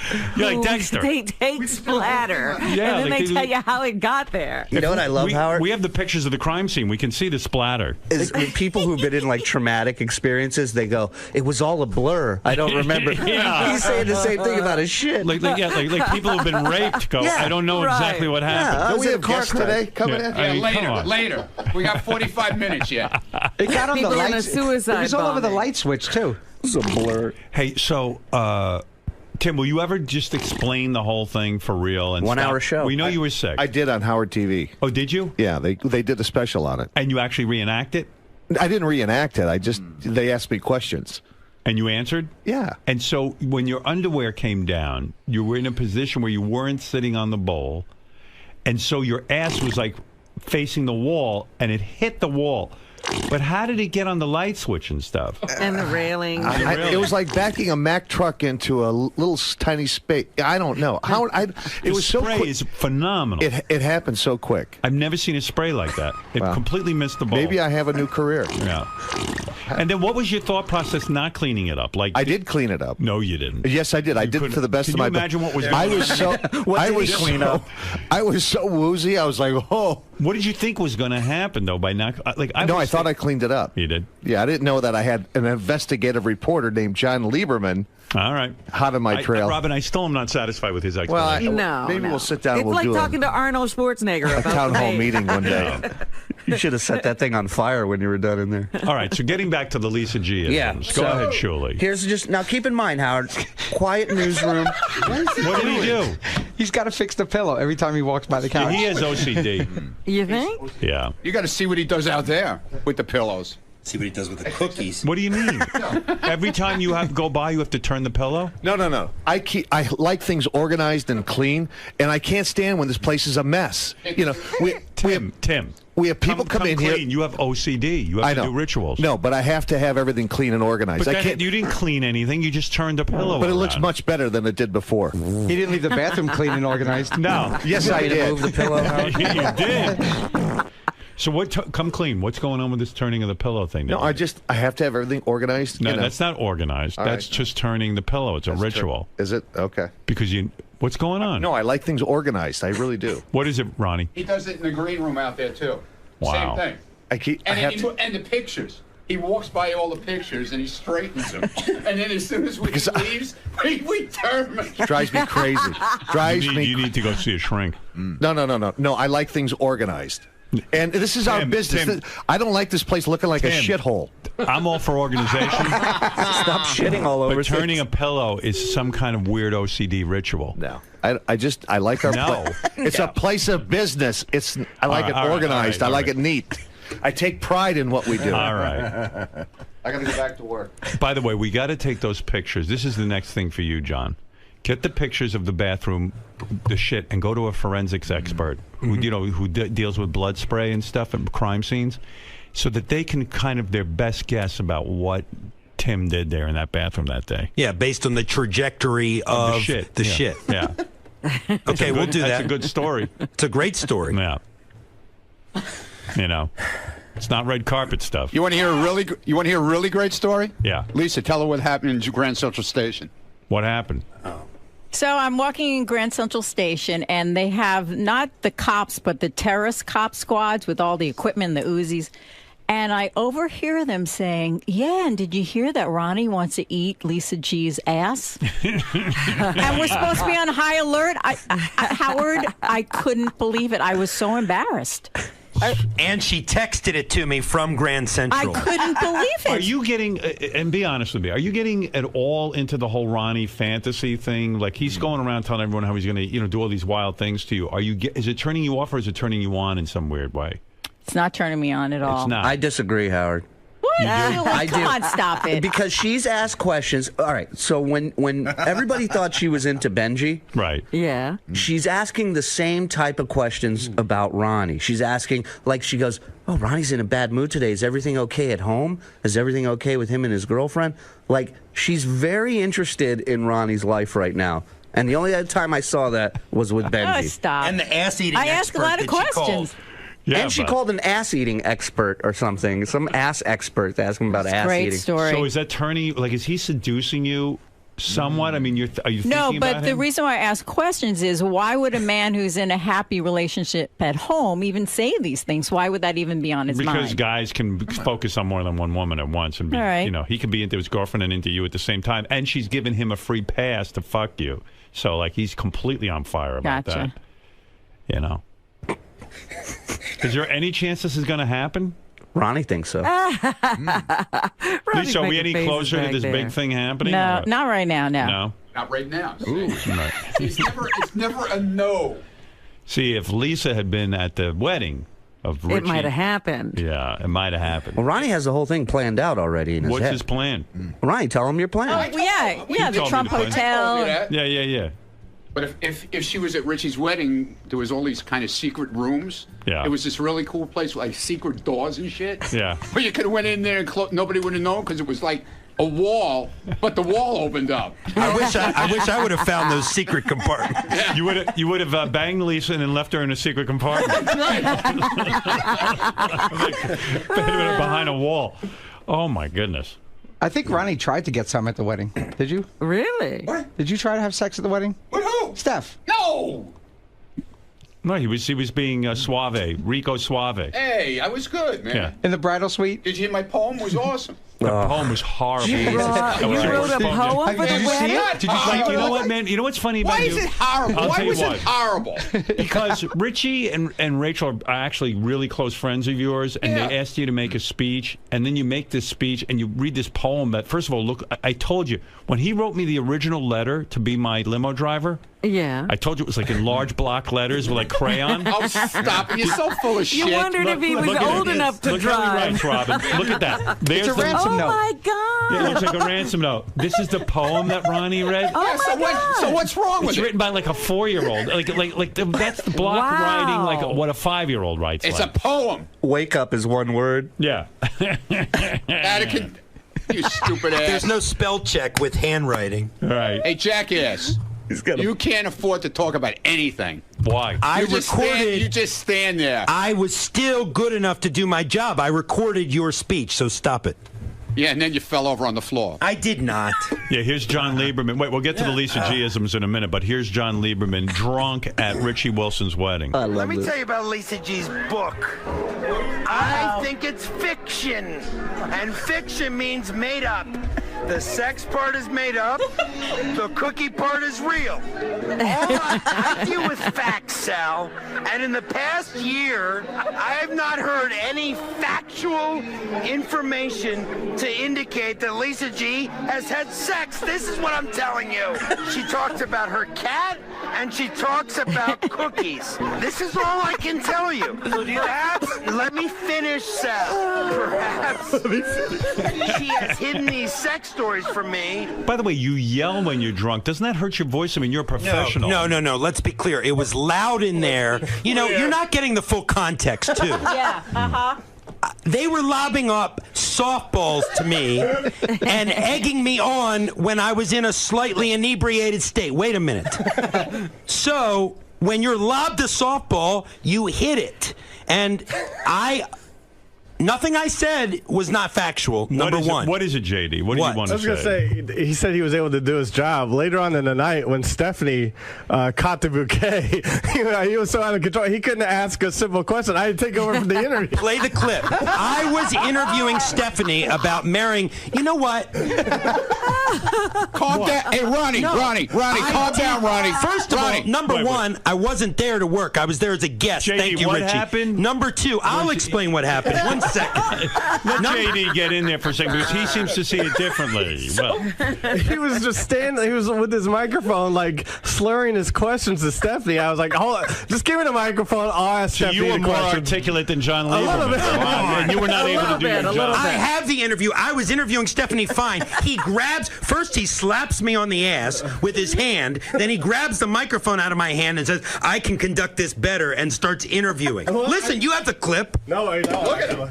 Oh, I love how All he's right, talk to me about Lisa G-isms because John complains that in the newsroom, and you complained of this too, Shuli. That This is why we started Lisa G-isms. All right, go ahead. So it's quiet newsroom. Everybody's doing their job. Right. And then you hear stuff like this. She's grabbing her shoulder. She goes, "I have baker's shoulder from this weekend from baking so many cookies." So these are statements. They're not even questions. And then she waits for everyone to talk. Yeah. The Right. Today Show needs their own channel. Okay, there's one. What? Yeah, I'm like the white Omarosa. There's another one she threw You out. said that? I'm the white Omarosa? Yeah, I'm trying to think from maybe with the whole Richie thing with the original invite list. I'm not sure. I don't remember when I How's said that. Jason's back hair? Have we done an update? Say what? I need to decompose. I meant decompress. That was actually a good one. God, I don't think Ryan Seacrest sleeps. And neither does Lisa with these fucking questions. Right. It's 3:00. I'm thinking about dinner already. Wow. This is all stuff she throws out there for us to. I love it. I'd read a book of that. Those are great tweets. And what's annoying to you guys is there's a certain crunch time in the newsroom where you guys have to get all your stuff together, and I guess Lisa just keeps throwing these things out while you're trying to concentrate. Yeah, like we have stories that fall through. I got to come up with another story, and then in between that, I hear, I just bought flavored seltzer water. That's great. I'm living my own reality TV show. What can I say? She keeps us on our toes, that's for sure. What about the accusation John made in his drunken stupor that your book is mostly fiction because there's no way you know about sex or cookies? I mean, cookies you know about, but sex you don't.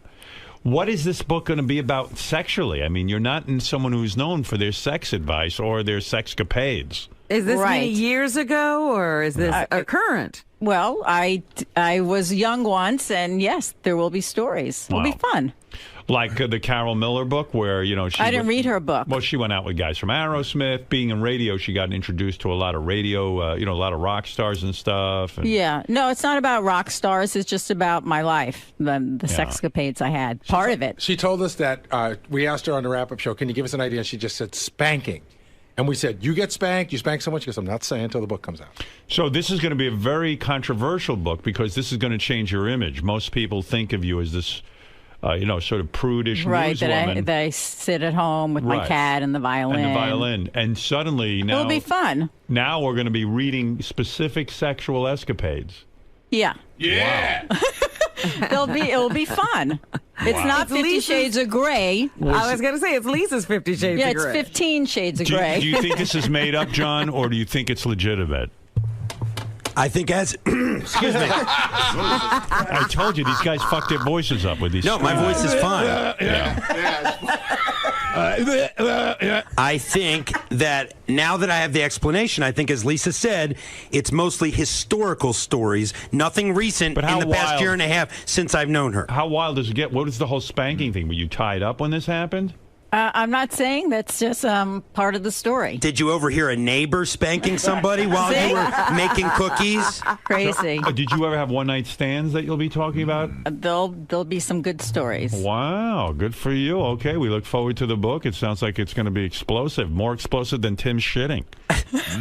I'm sitting here wondering if John can make the voice that he made while he was drunk at the wedding. Yeah, he sounds like in wrestling, the managers for like the tag teams, the guys who are screaming out stuff. That's what he sounds like.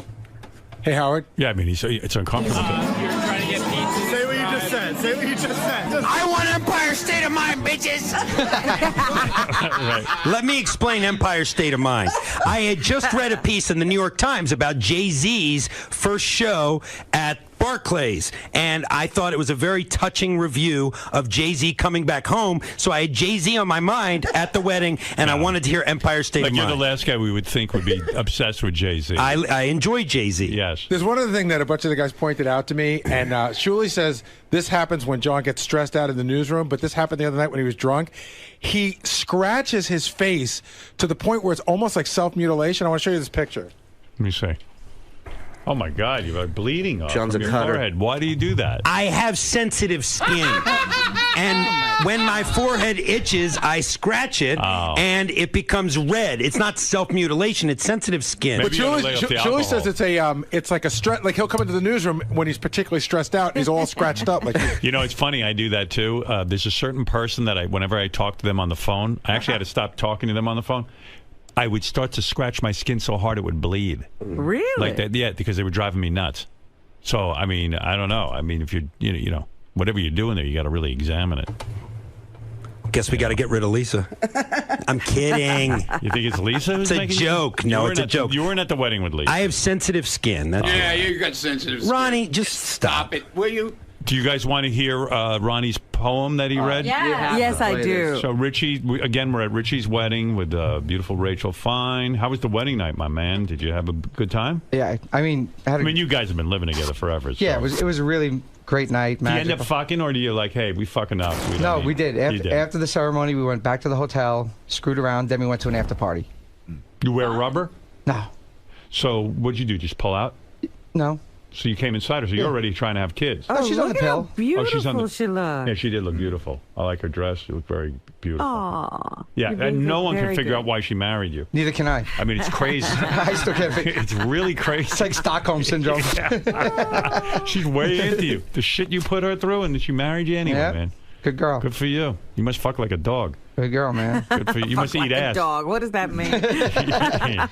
All right. So, keeping up with this wedding theme, Ronnie was at the wedding. He's very close with Rachel and Richie, and he makes a speech, but he does it in poetry form. He pulls out 3 huge sheets of paper with giant block letters, and he reads this poem, and I think it's one of your worst poems because you should have said something from the heart to them because you spend so It much. was. 'Cause Man, I this feel was it was. this was all about how Yeah? this all came about, and All I right. didn't want to get into other stuff. I mean, there was a lot of sensitive stuff, and I didn't want to get into it. All right, because- let's listen. I need you to hold the mic for me. Can you do that? Because I got this envelope with a speech in it, and I have to open it. It's all sealed. It's all sealed up, and just so you know, guys, I wrote this in my car with the my New York State inspection thing. How cool is that? And I know Rick. That's so cool. What? Why is What that the hell cool? did you just say? He said, wait till you hear the poem. He's really Oh, saying John, nothing. don't even. What did I just say? You can't even understand what you say. You're so goddamn drunk. You Is can't he even. saying? Did I not do my job that No, night? you didn't. I didn't do my job. Fucking What didn't I JD do? had to do your I job. wasn't even there to work. JD had to do your job. Ronnie, I'm not going to get into this with you right now. Yeah, don't, because you know you're wrong. Look at your face. Look how angry you're getting. I am Look angry at you. because I do my job. Even drunkenly. Yeah, well, hey, if you were doing your job, you shouldn't have been drinking. I was You shouldn't there have as been a guest. drinking. I wasn't even there well, to you work, just said Ronnie. you're doing your job. What I meant was, Well, then shut the despite fuck that up. I was Shut the there. fuck up, All right, dude. let's get to the poem. Let's The get to fuck the is poem. wrong You're with you? upsetting your sensitive skin. Calm down. You're going to start scratching. Calm down. No, really. Is Ronnie telling us where he wrote the poem? Is Yeah. that what he was just And he goes, saying? how cool Yes, is that? ma'am. He wrote it Origins. at the DMV. Wow. Meanwhile, this is heartfelt. He has a plug in it 2 seconds into it. Right. All It's the not a best plug. It's poetry the actual comes from- story, moron. All right, here we go. Crap in her pants right now that I'm gonna mess her up, and her family's gonna have heart attacks Oh, right he's such a bore. now, and they're gonna fall on the floor. But you got Ronald tonight, just so you know. You got Ronald, all right? I would never do that to you because I love you so much. Poor people at this wedding are being held hostage. Stop it. They all came up.